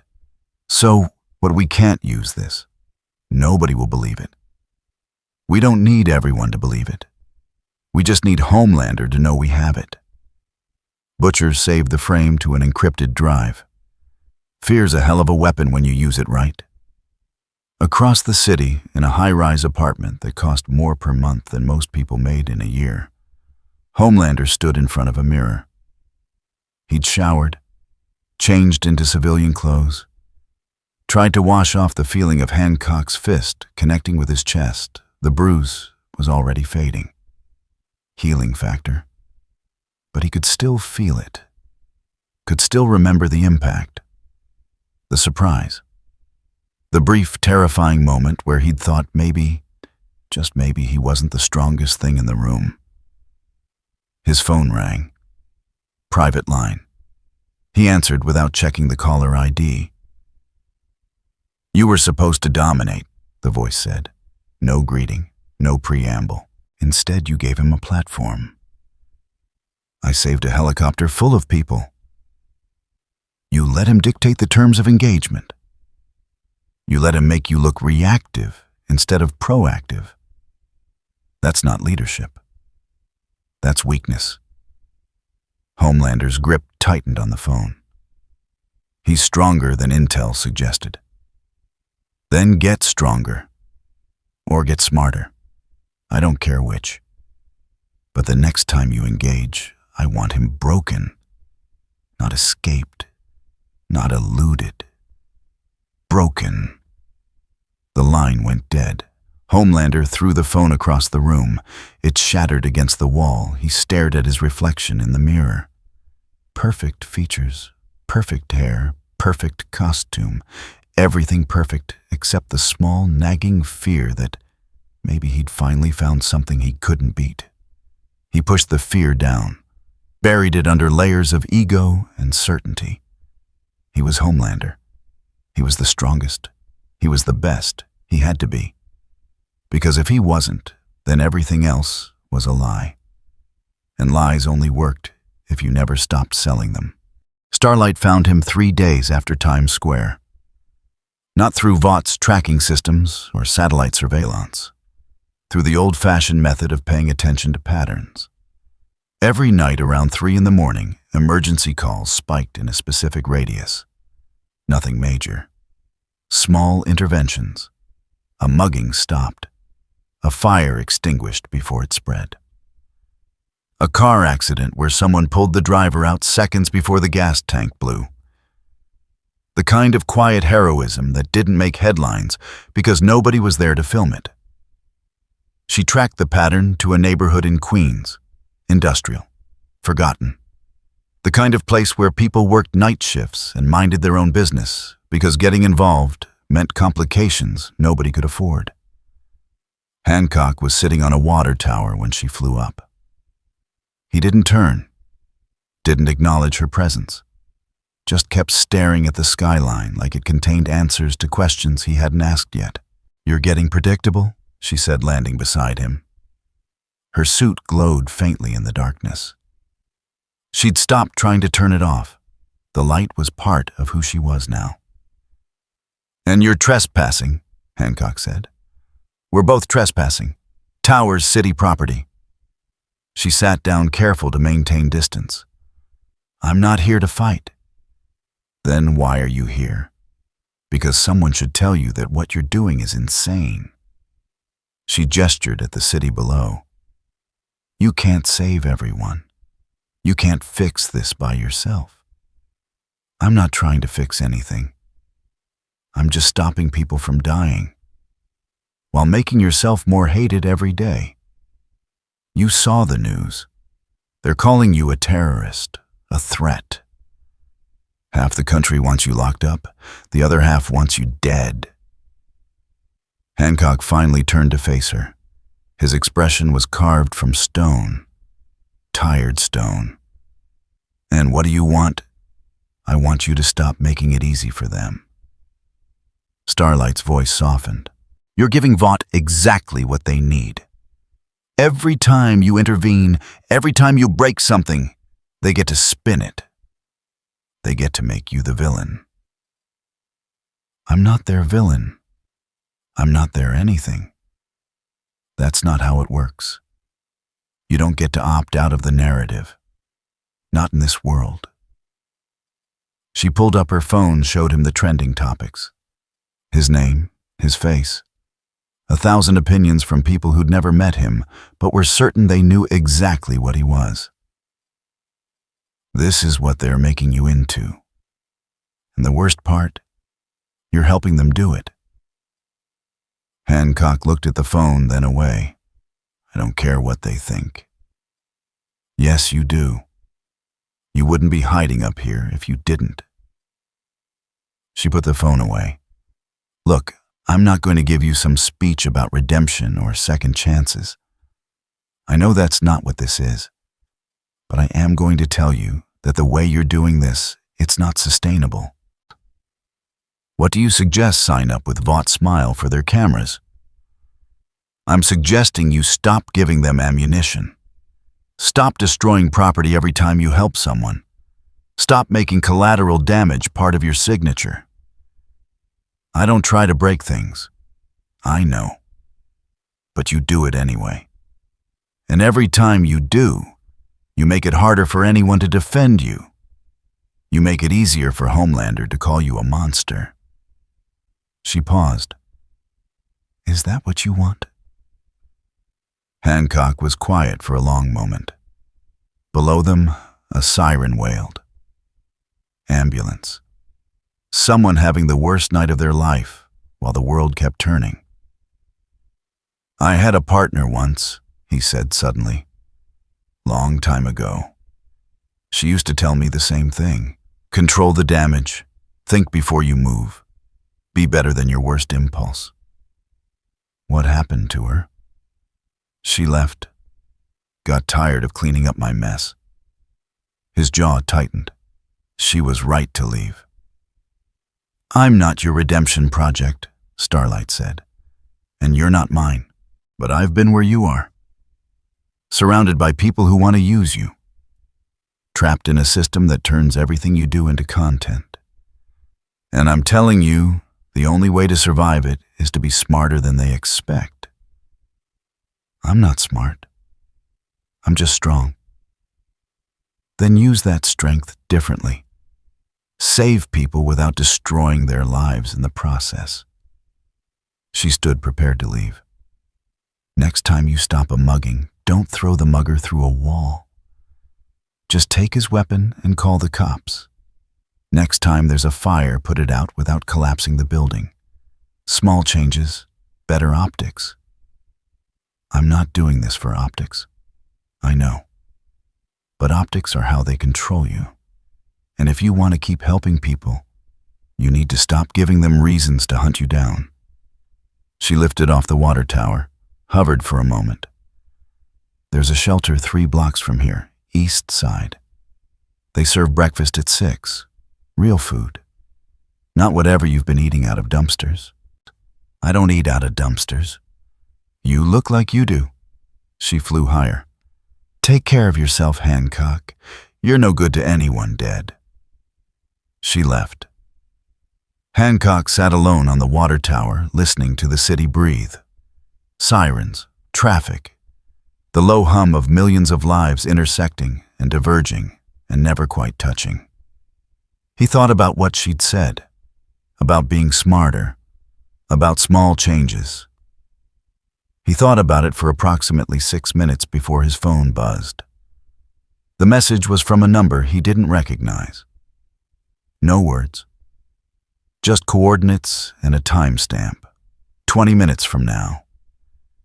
He almost deleted it, almost ignored it. But the coordinates were familiar. A hospital. The same hospital where the driver from his first day, the one Homelander had mentioned, was still recovering. Hancock flew. He reached the hospital in 4 minutes. Landed on the roof. Took the stairs down to the 3rd floor. The coordinates led to a private room at the end of a hallway that smelled like disinfectant and resignation. The room was empty. Not empty like nobody was there. Empty like it had been cleared in a hurry. The bed was unmade. Medical equipment was disconnected. A water pitcher sat on the side table, still half full. Hancock stepped inside. That's when he heard the scream. 2 floors down. A woman's voice. Terror. Genuine terror, not the performed kind. He ran, took the stairs 3 at a time, burst into the lobby just in time to see a man in a ski mask grab a nurse, press a gun to her head, and back toward the exit. "Stay back," the man shouted. His voice was wrong. Too steady, too practiced. This wasn't panic. This was theater.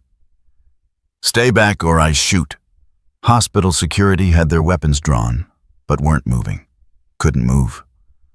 Hostage situation. Protocol said negotiate. Wait for SWAT, don't escalate.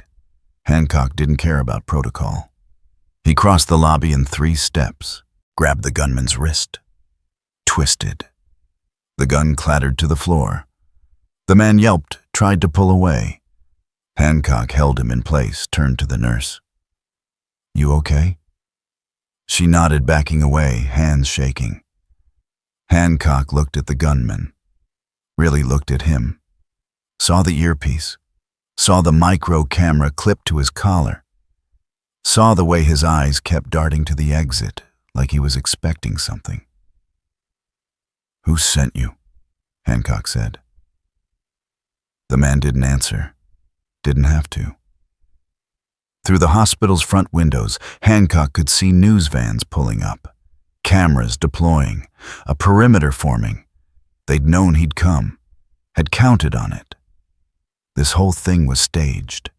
He let go of the gunman, stepped back. The man scrambled for the exit, ran straight into the arms of waiting police. Convenient, clean. Cameras caught everything. Outside, a reporter was already delivering a breathless update. Dramatic scene here at St. Vincent's Hospital, where the vigilante known as Hancock intervened in an attempted hostage situation. While the suspect is now in custody, witnesses report significant property damage and... Hancock stopped listening. He looked around the lobby, saw the cracked floor where he'd landed, saw the security desk he'd knocked over in his rush, saw the overturned chairs and scattered papers. Small damage. Nothing major, but enough. Always enough. Starlight had been right. He was predictable. And Vought knew how to exploit predictable. He left through a side exit before the police could cordon the building. Made it 2 blocks before his phone buzzed again. Different number, same type of message. Coordinates. Timestamp. This time it was a school. Elementary. The message claimed there was a gas leak. Evacuation in progress. Children at risk. Hancock flew. The school was chaos, teachers herding kids out the front entrance, parents arriving in panic, fire trucks blocking the street, and in the middle of it, camera crews capturing every moment of the unfolding drama. Hancock landed in the playground, scanned the building, listened. No hiss of gas, no smell of sulfur, no evidence of any leak at all. A teacher approached him cautious. "Are you here to help? Is there actually a gas leak?" She hesitated. The alarm went off. "Protocol is to evacuate. But I don't smell anything." "Because there's nothing to smell." Hancock pointed at the news crews. "This is a setup. Someone's using your school to draw me out." The teacher's expression shifted from caution to anger.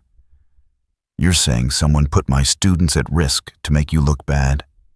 "That's exactly what I'm saying." Before she could respond, one of the news cameras swiveled to face them. A reporter with perfect hair and practiced concern thrust a microphone forward. "Hancock, do you believe this gas leak is related to your presence? Are you putting these children in danger?" He stared at the camera, at the reporter, at the whole manufactured crisis. "No comment," he said. He flew straight up. Didn't stop until the school was a small square below him. Didn't engage. Didn't give them the confrontation they wanted. The gas leak turned out to be a faulty sensor. No danger. No emergency. Just another false alarm that Vought could spin into evidence of Hancock's destabilizing influence. By evening, the narrative was set. Hancock disrupts hospital emergency. Vigilante presence triggers panic at elementary school. A pattern of recklessness, a threat to public safety, and buried in the coverage so subtle most people wouldn't notice every incident happened in locations Vought could monitor. Every response was captured from multiple angles. Every action was being documented, analyzed, turned into data. They were building a profile, learning his patterns, finding his weaknesses. Hancock returned to the water tower in Queens, sat in the same spot. Thought about Starlight's advice.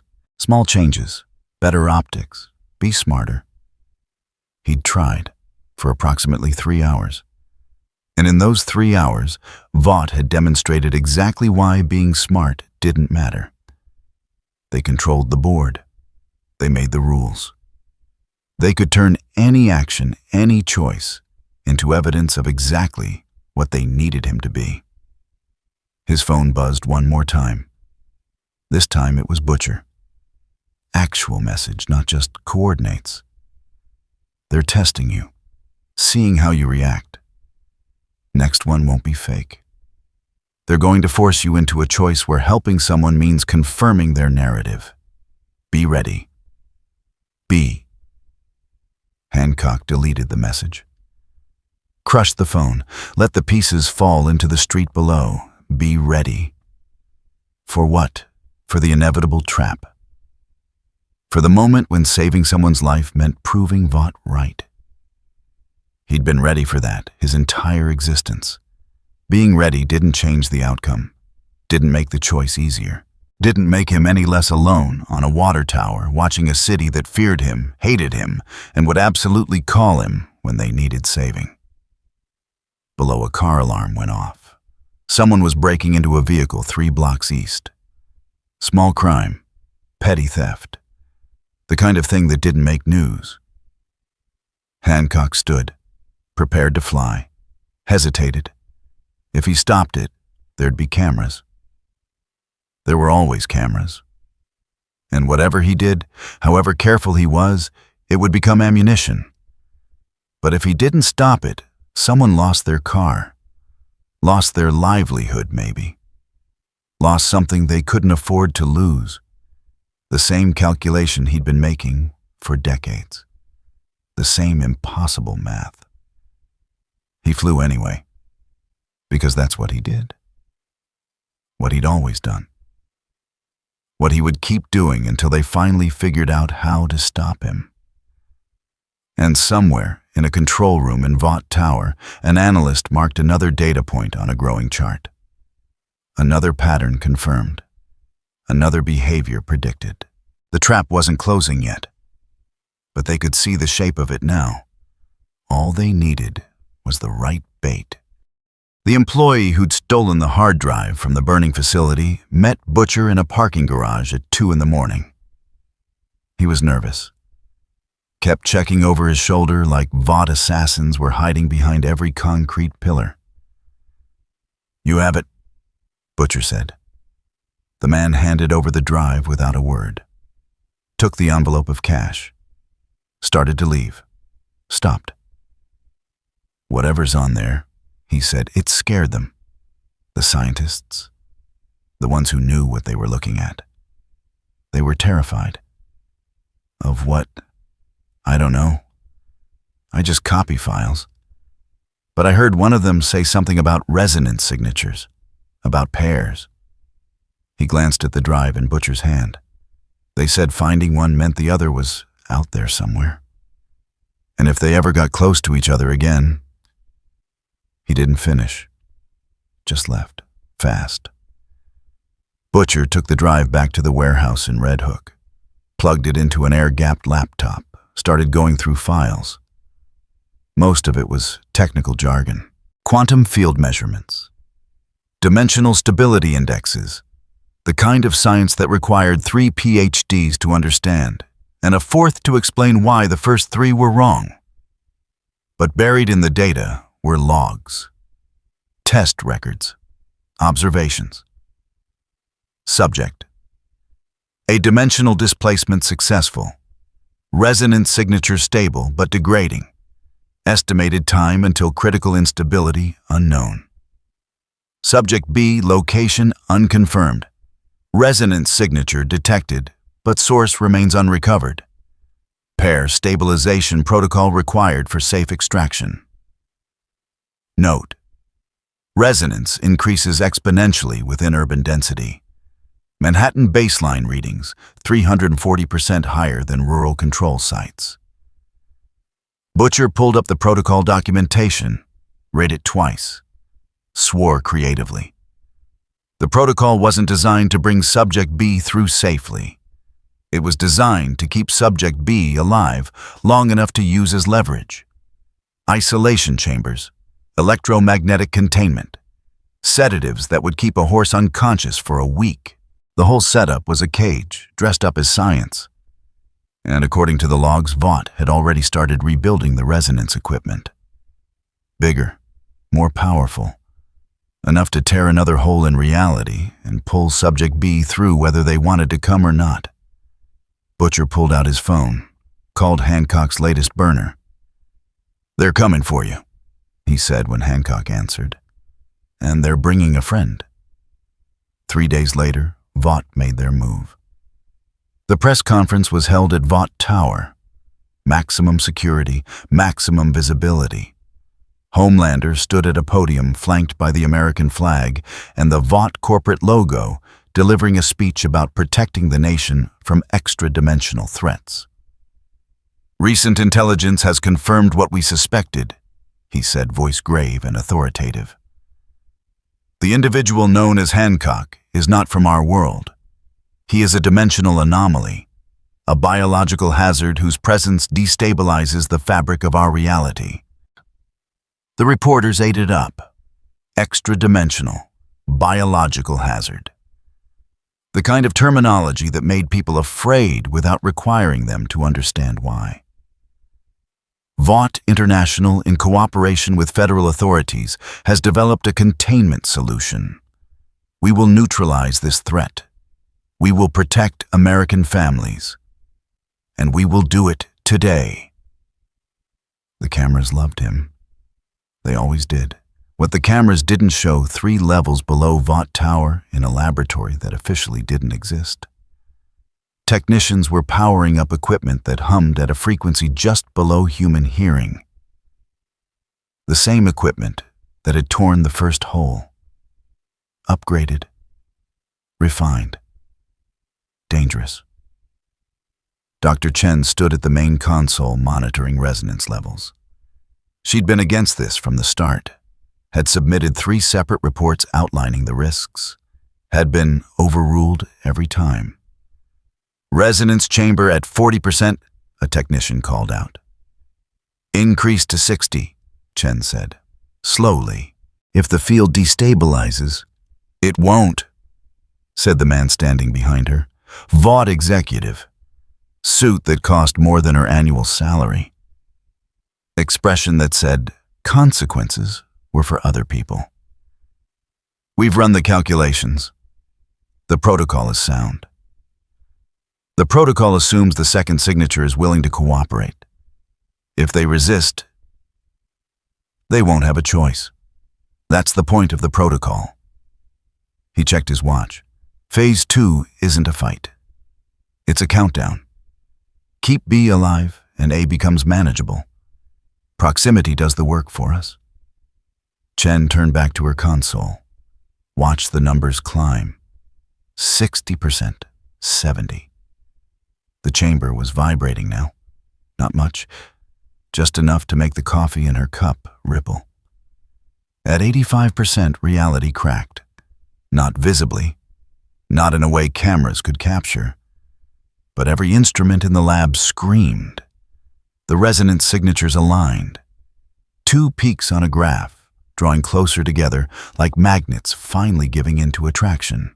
Through the rift came something that looked human, but moved wrong. Disoriented, confused, terrified.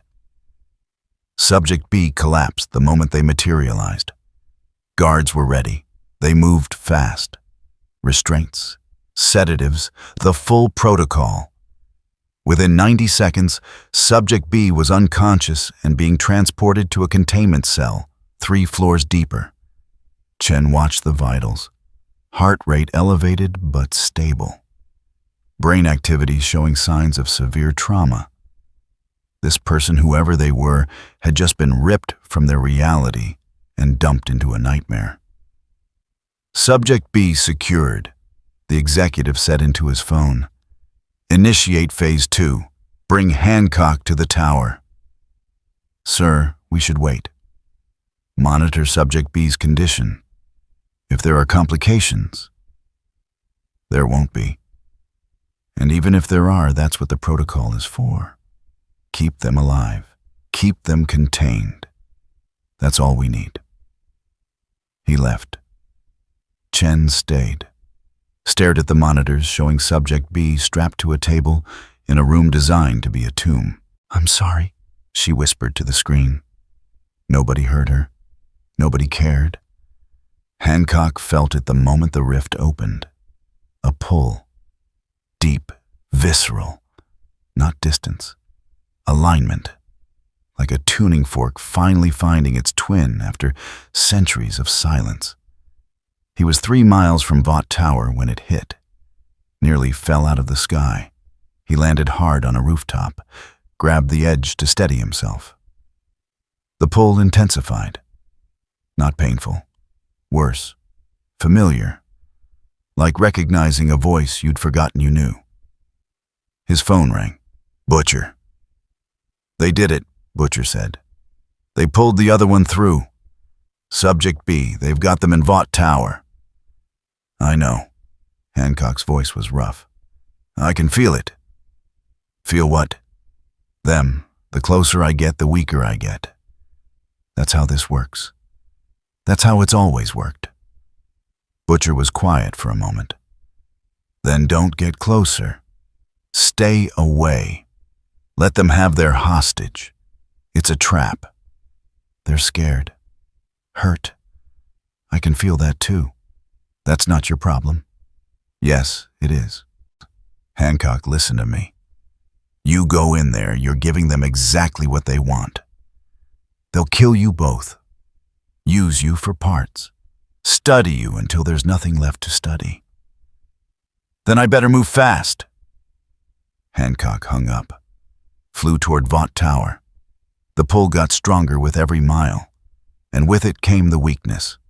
Not sudden, gradual, like someone was draining his battery 1% at a time. By the time he reached the tower, he could feel it in his bones. Heaviness, fatigue. His regeneration was slowing. His strength was diminishing. Not gone.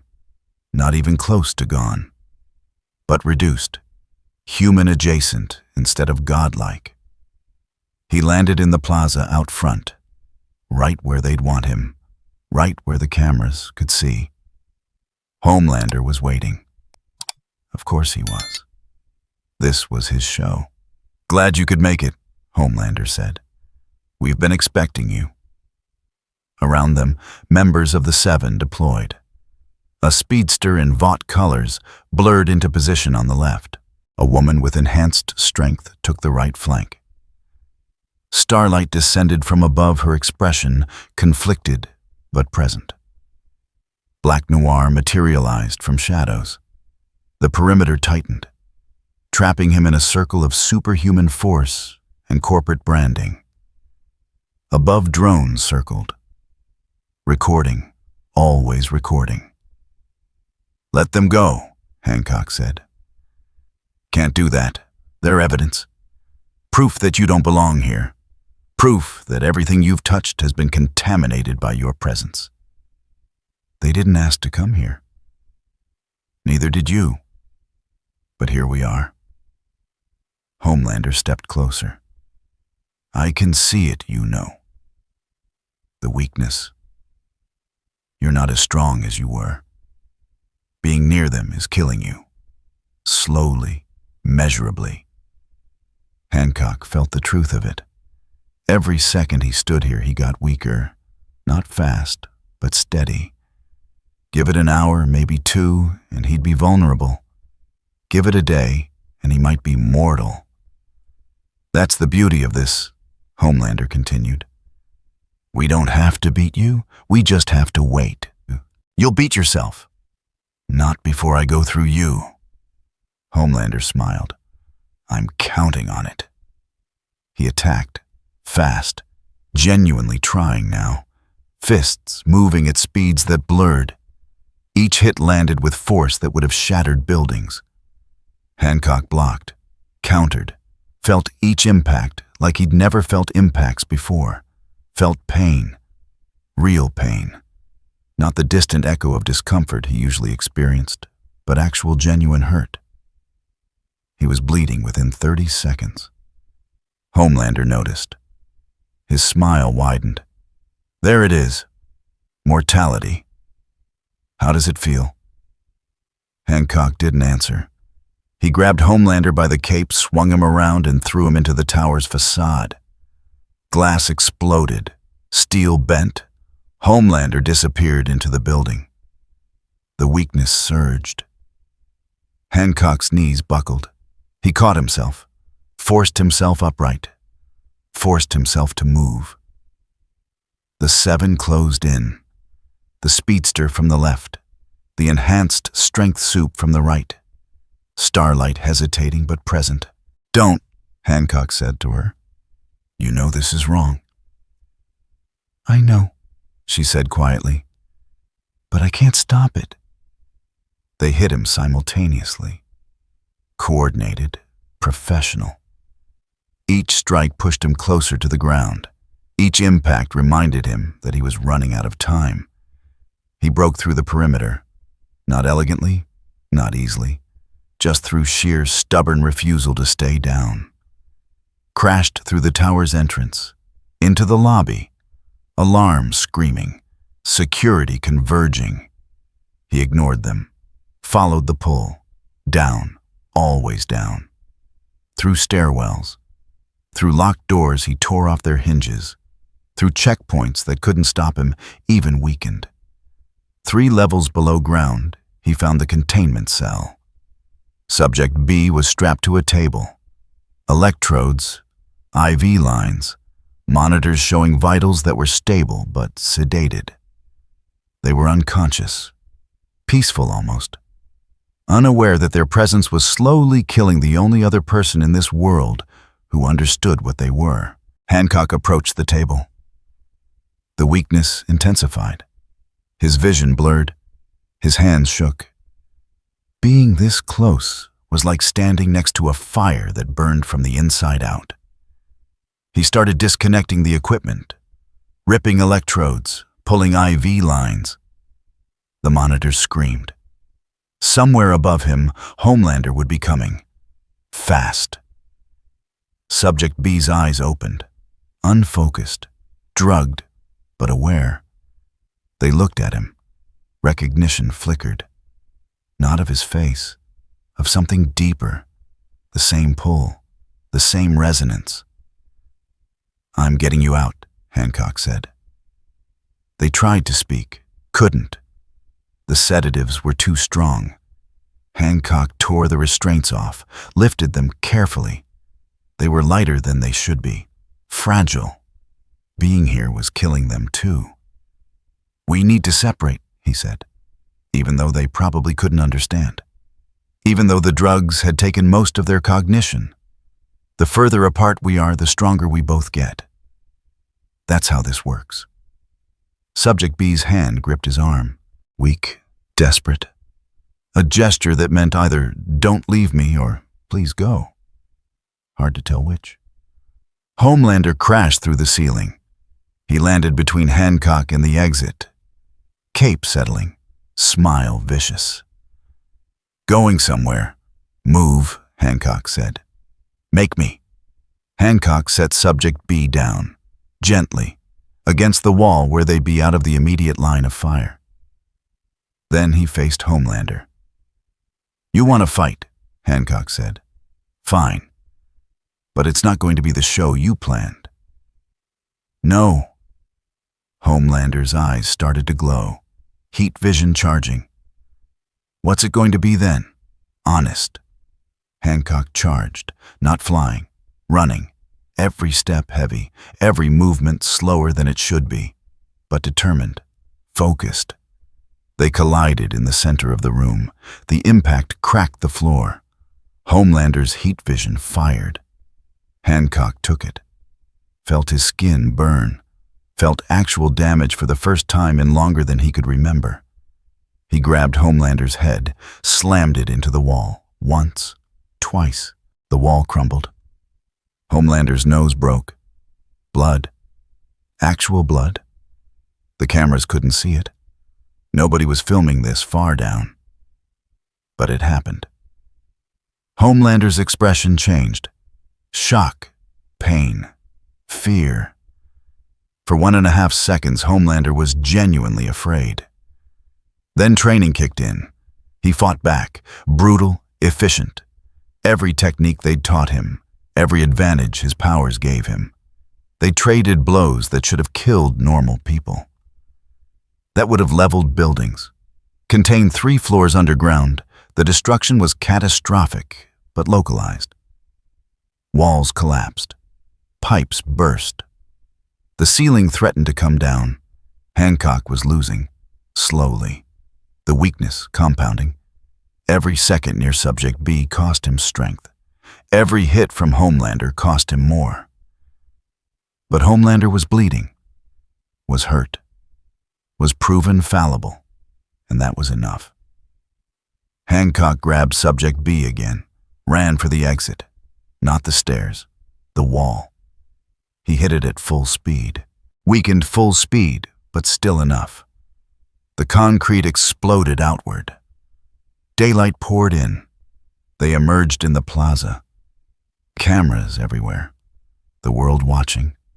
Hancock carrying someone who looked human, but registered as something else entirely to every sensor Vought had. He ran, not flying. Too weak for that now, just running, each step taking him further from Vought Tower, further from Homelander, further from Subject B. At the first block, he could breathe again. His lungs stopped feeling like they were filled with concrete. 2 blocks out, his bones stopped feeling like lead. The weight lifted gradually like surfacing from deep water. By the time the skyline of Vought Tower dropped behind the buildings, the sky remembered him. His feet left the ground. He flew. Subject B stirred in his arms, more aware now. the sedatives wearing off faster as the distance increased. The pull started to fade. His strength started to return, not quickly, but measurably. Behind him, Homelander stood in the ruined laboratory, blood dripping from his nose, surrounded by destruction, while every emergency protocol Vought had screamed for containment. The cameras in the plaza caught everything. The initial confrontation, Hancock disappearing into the tower, the explosion from below, his emergence carrying Subject B, the escape. Vaught's control room went into overdrive. Ashley screaming into 3 phones simultaneously. Producers scrambling, every network running the raw feed live until the feed cut. Replaced by a prepared statement, a Vought spokesperson at a podium. Professional, calm, already spinning.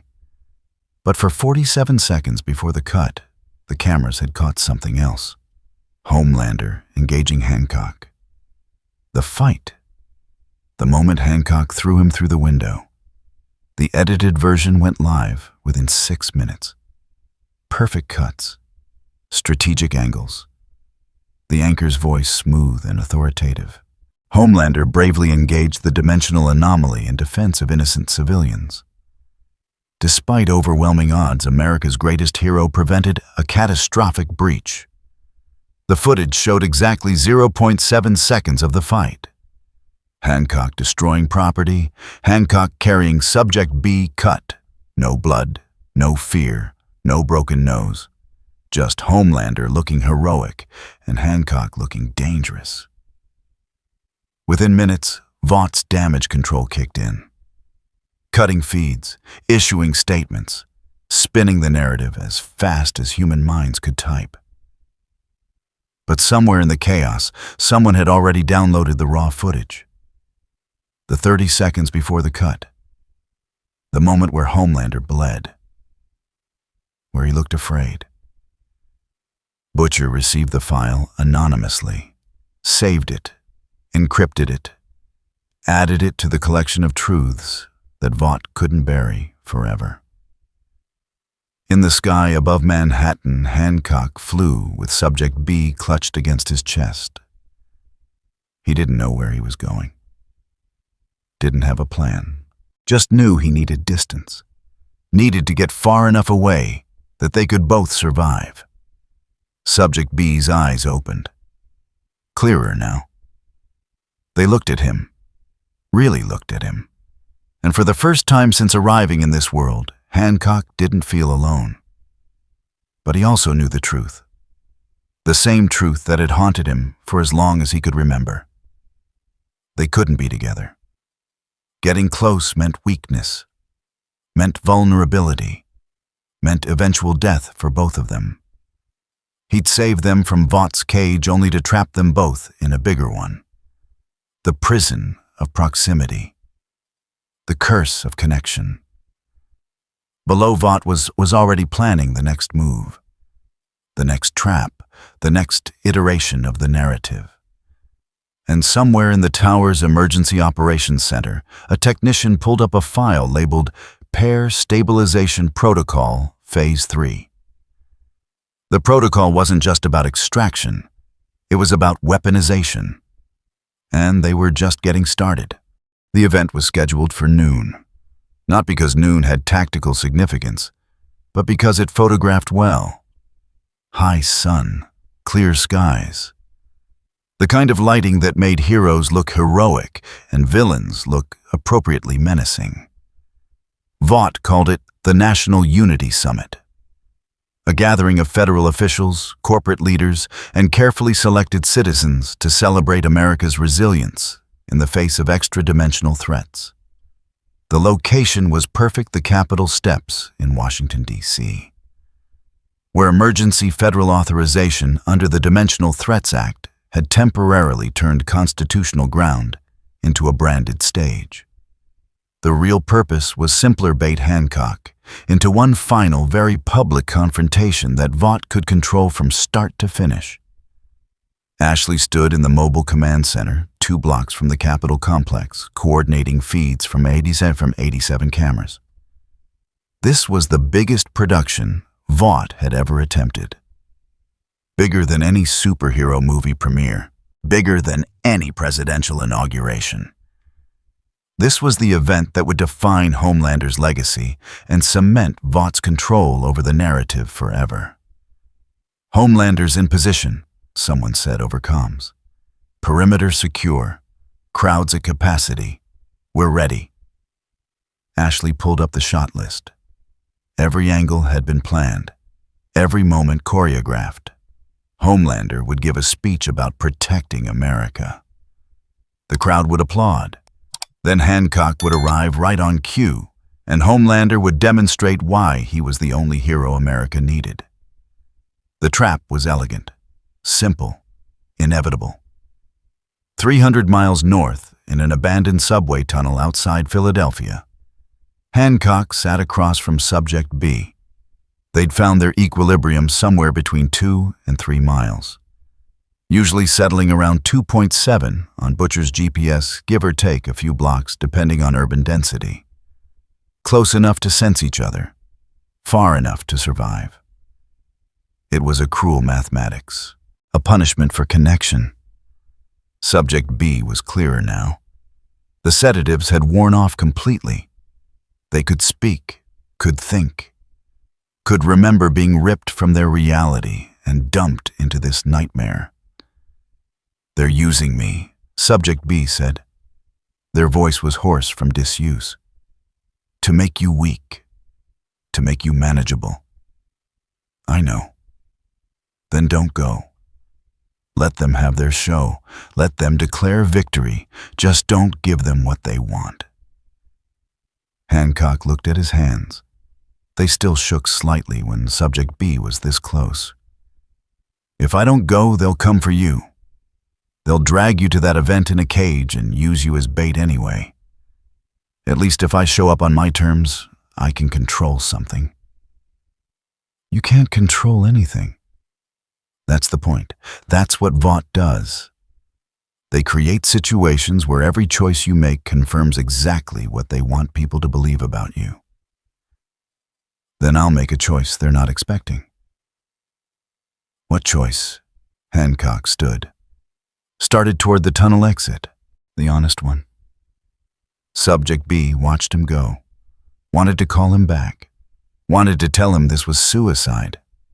But they'd been in his head enough through the resonance to know he'd already made his decision. Had probably made it the moment he felt them being pulled through the rift. Some people couldn't help being heroes, even when heroism was a trap.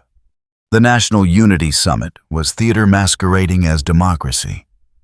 A stage erected on the Capitol steps, flags everywhere. The 7 arranged in formation behind Homelander like a propaganda poster come to life. 10,000 people packed into the cordoned area, most of them there because Vought had paid for their travel and lodging. The rest were media. Always media. Homelander stepped to the podium. The crowd roared. He waited for silence with the patience of someone who knew it would come. "My fellow Americans," he began. His voice carried across the plaza through speakers that had cost more than most people's houses. "We stand at a crossroads. Our nation faces a threat unlike any we've encountered before. A threat that doesn't respect our laws, doesn't respect our sovereignty, doesn't respect the very fabric of reality itself." The cameras loved him. They always did. "But I want you to know something." He paused. Perfect timing. "You are safe. Your families are safe. Your children are safe. Because I will stop this threat. We will stop this threat, together." Applause. Thunderous. Orchestrated. That's when Hancock landed. Not on the stage. In the crowd. Among the people Vought had paid to be there.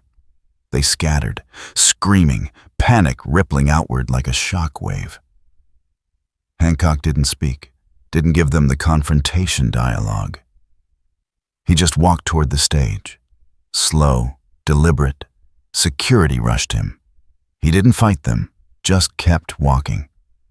They bounced off him like moths off a window. A surveillance drone descended toward him, camera focused. Microphone live. He grabbed it, mid-air, crushed it, dropped the pieces. The statement was clear. No more performance. No more control. Homelander's smile sharpened. There he is. The threat I was telling you about. Hancock reached the barricade, ripped it out of the ground, tossed it aside. The metal crashed into a news van. The van's alarm started screaming. Homelander descended from the stage, floating, cape billowing. Every movement calculated for maximum visual impact. He tried to position himself center frame, keeping the Capitol dome behind him for the perfect shot. Hancock stepped sideways, forcing the angle, making Homelander choose between the perfect shot and maintaining the perimeter. "You want to fight," Hancock said. "Fine, but not here." He started walking away from the crowd, toward open ground, toward the edge of the plaza where fewer civilians would be in the line of fire. Homelander didn't follow. Couldn't follow. Leaving the stage meant abandoning the cameras, the framing, the control. "Running," Homelander called out. "That's what I thought. You're a coward who—" Hancock turned. "You coming or just talking?" The crowd murmured. That was off script. Heroes didn't question Homelander's courage. Heroes didn't make him look hesitant. Homelander's jaw tightened. He flew forward, fast, closing the distance, keeping it dramatic, keeping it centered for the cameras. They met halfway. The collision was immediate. Brutal, real. They fought like the world was watching. Because it was. Homelander kept trying to maneuver back toward the stage, toward the cameras, toward the perfect angles. Hancock kept dragging him sideways, away from civilians, away from control. It became a battle of positioning as much as strength. Homelander landed a hit that sent Hancock through a concrete barrier. Hancock grabbed Homelander mid-flight and slammed him into the ground 200 feet from the Capitol steps. The crowd was running now. Real panic. Not the managed evacuation Vought had planned. Just chaos. Homelander fought like someone with everything to prove. Fast, brutal. Every technique they'd taught him, weaponized for maximum damage. Heat vision at close range, punches that could crack steel. The full arsenal of compound B-enhanced destruction. Hancock fought like someone with nothing to lose. Slow, heavy. Every movement calculated to hurt. He didn't dodge, didn't defend, just absorbed punishment and returned it with interest. They crashed through a fountain. Water exploded upward. Hancock grabbed Homelander by the throat, slammed him into the pavement. The concrete cracked in a spiderweb pattern. Homelander's heat vision fired. Point blank. Hancock's face burned. He didn't let go. Just squeezed harder. For 3 seconds, Homelander couldn't breathe. For 3 seconds, the invincible hero of America was choking. The cameras caught everything. Homelander broke free, desperate now. All pretense of control gone. He hit Hancock with everything he had, a barrage of blows that would have liquefied a normal person. Hancock took them, everyone, felt them. They hurt. But pain was just information. And the information was clear Homelander was scared. Hancock headbutted him. Homelander's nose broke. Again. Blood poured, actual blood, red and real and impossible to deny. The crowd gasped. The cameras zoomed in. This was the moment. The crack in the facade. The proof that the invincible could bleed. Homelander touched his face. Saw the blood on his fingers. His expression shifted through shock, humiliation, rage. all of it playing out in high definition for millions of viewers. Then something in him snapped. Not the calculated rage of a performer. The real thing. Primal. The sound that came out of his throat wasn't words. Just fury. Pure ego shattering into violence. He flew at Hancock with murder in his eyes. They'd been fighting for 4 minutes when Hancock felt it. The pull. Subject B was moving. Getting closer. Not by choice. Being moved. He blocked Homelander's next punch, scanned the plaza, saw the Vought transport van pulling up to the perimeter, saw guards unloading something. Someone. Subject B. They'd brought Subject B to the event. Hancock's vision blurred. The weakness hit him like a fist to the chest. His knees buckled. Homelander noticed immediately. "There it is," Homelander said, breathing hard, blood still dripping from his nose. "Your weakness? They're here, aren't they? Your pair, your anchor, the thing that makes you mortal."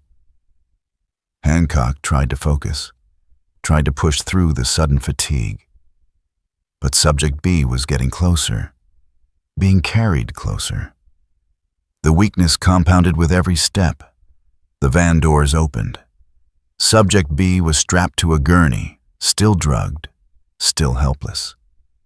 Guards were wheeling them toward the stage, toward the center of the plaza, toward Hancock. "That's the beauty of this," Homelander said. "We don't have to kill you. We just have to keep you near them until you're weak enough to contain. Then we study you both. Forever." Hancock looked at Subject B, at the guards, at Homelander, at the civilians still in the plaza because evacuation took time and chaos made people stupid.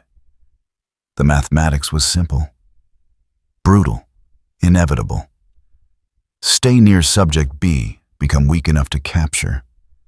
Both of them ended up in Vought labs. Run Subject B stayed captured. Vought won. Homelander's narrative held. Fight through the weakness, risk killing everyone here through collateral damage. There was no good choice. There never was. Just degrees of bad, and who paid the price? Hancock made his choice. He ran toward Subject B, toward the weakness, toward the trap. Because some choices weren't about winning.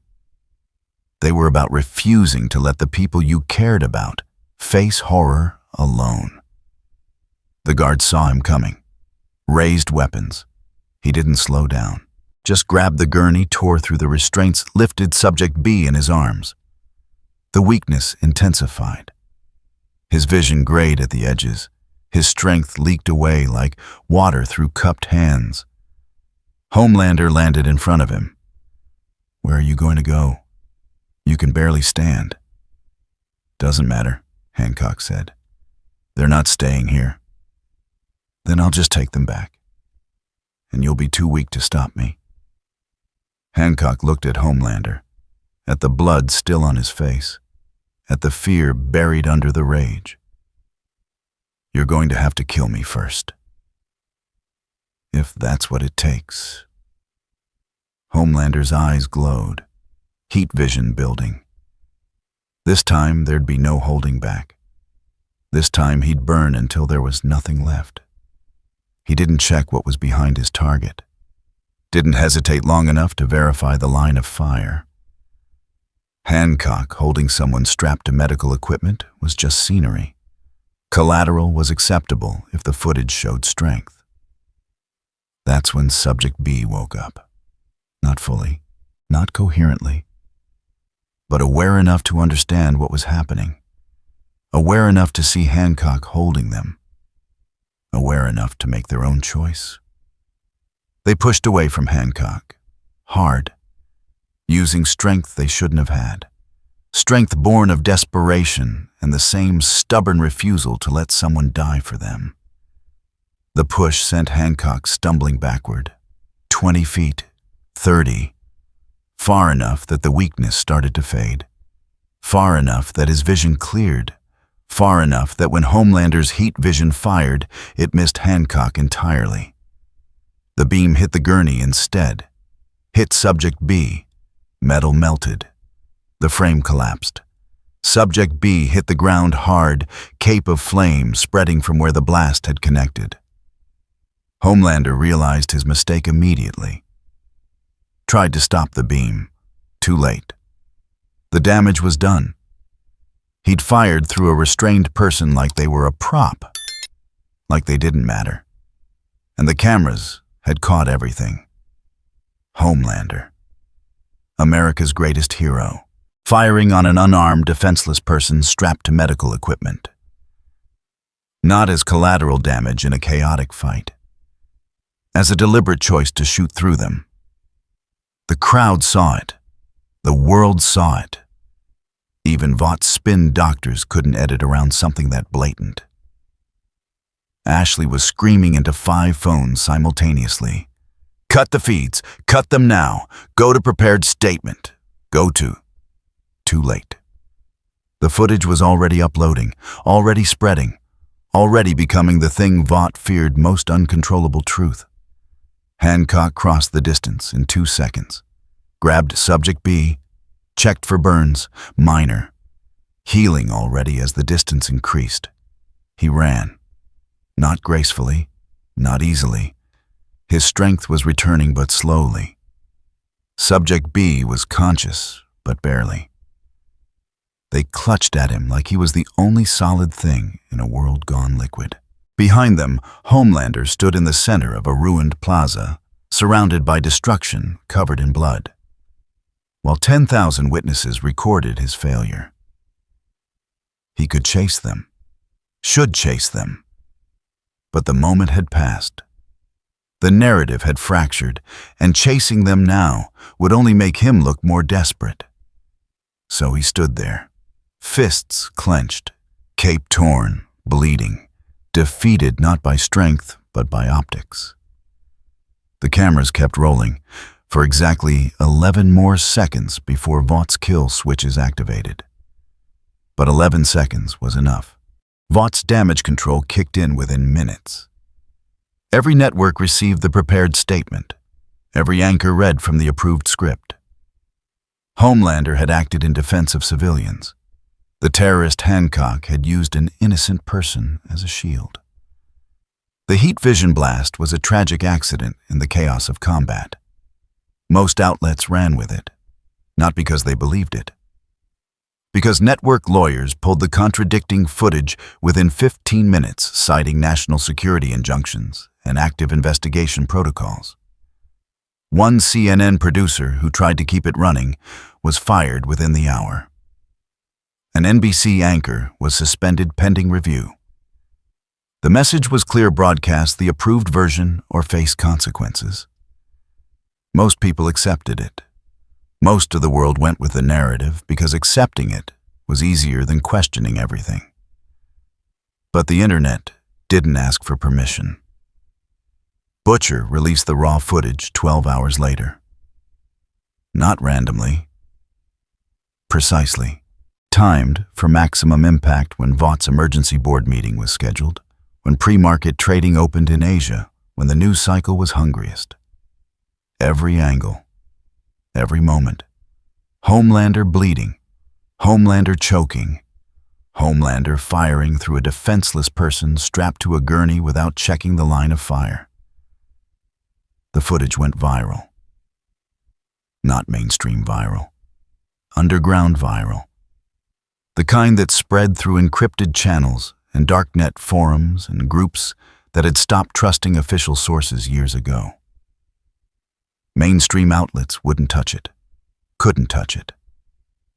But phones and laptops didn't need approval. It wasn't enough to topple Vought.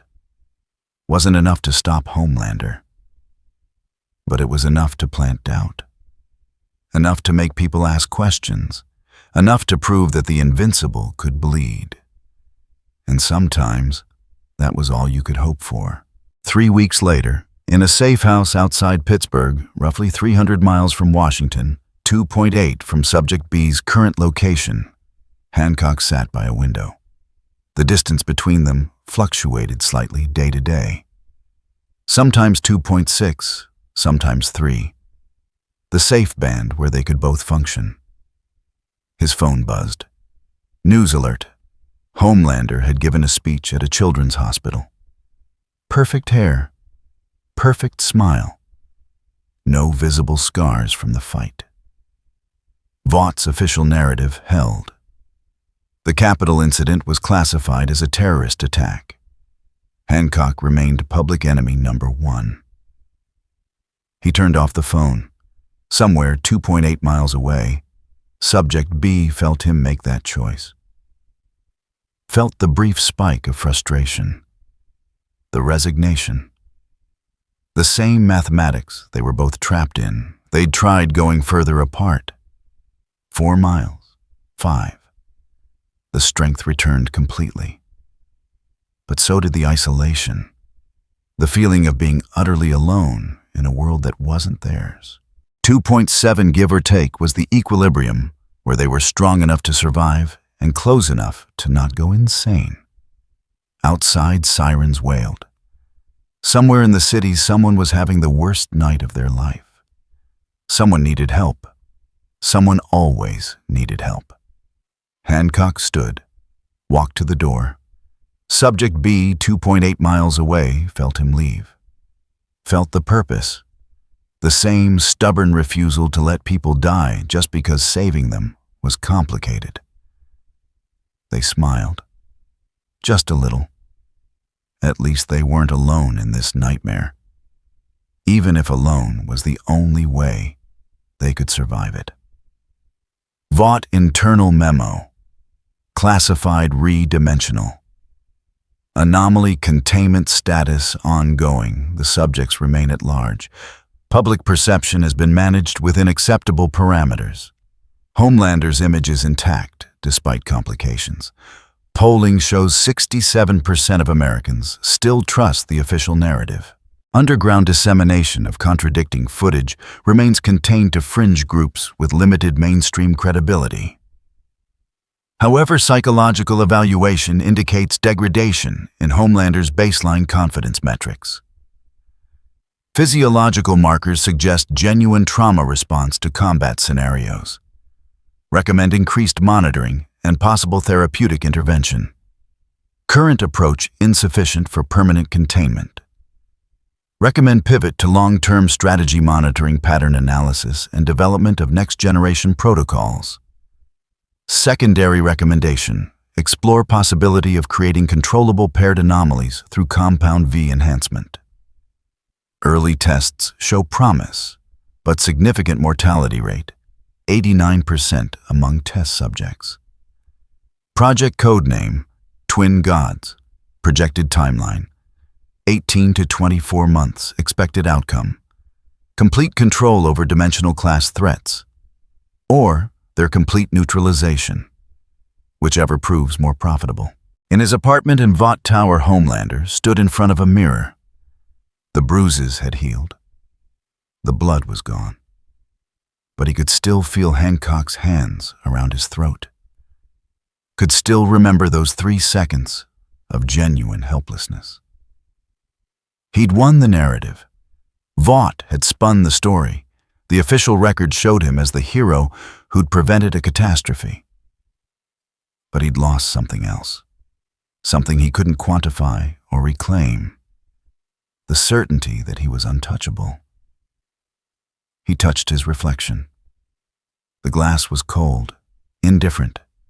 Somewhere in the building someone was editing footage, cutting frames, manufacturing heroism from failure.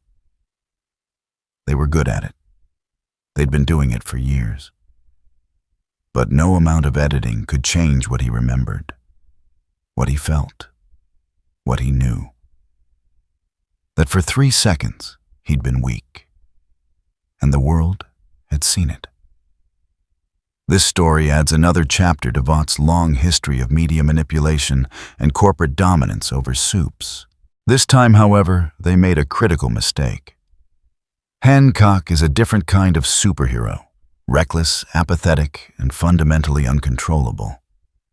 He can't be manipulated, can't be negotiated with, and can't even be communicated with in any conventional sense.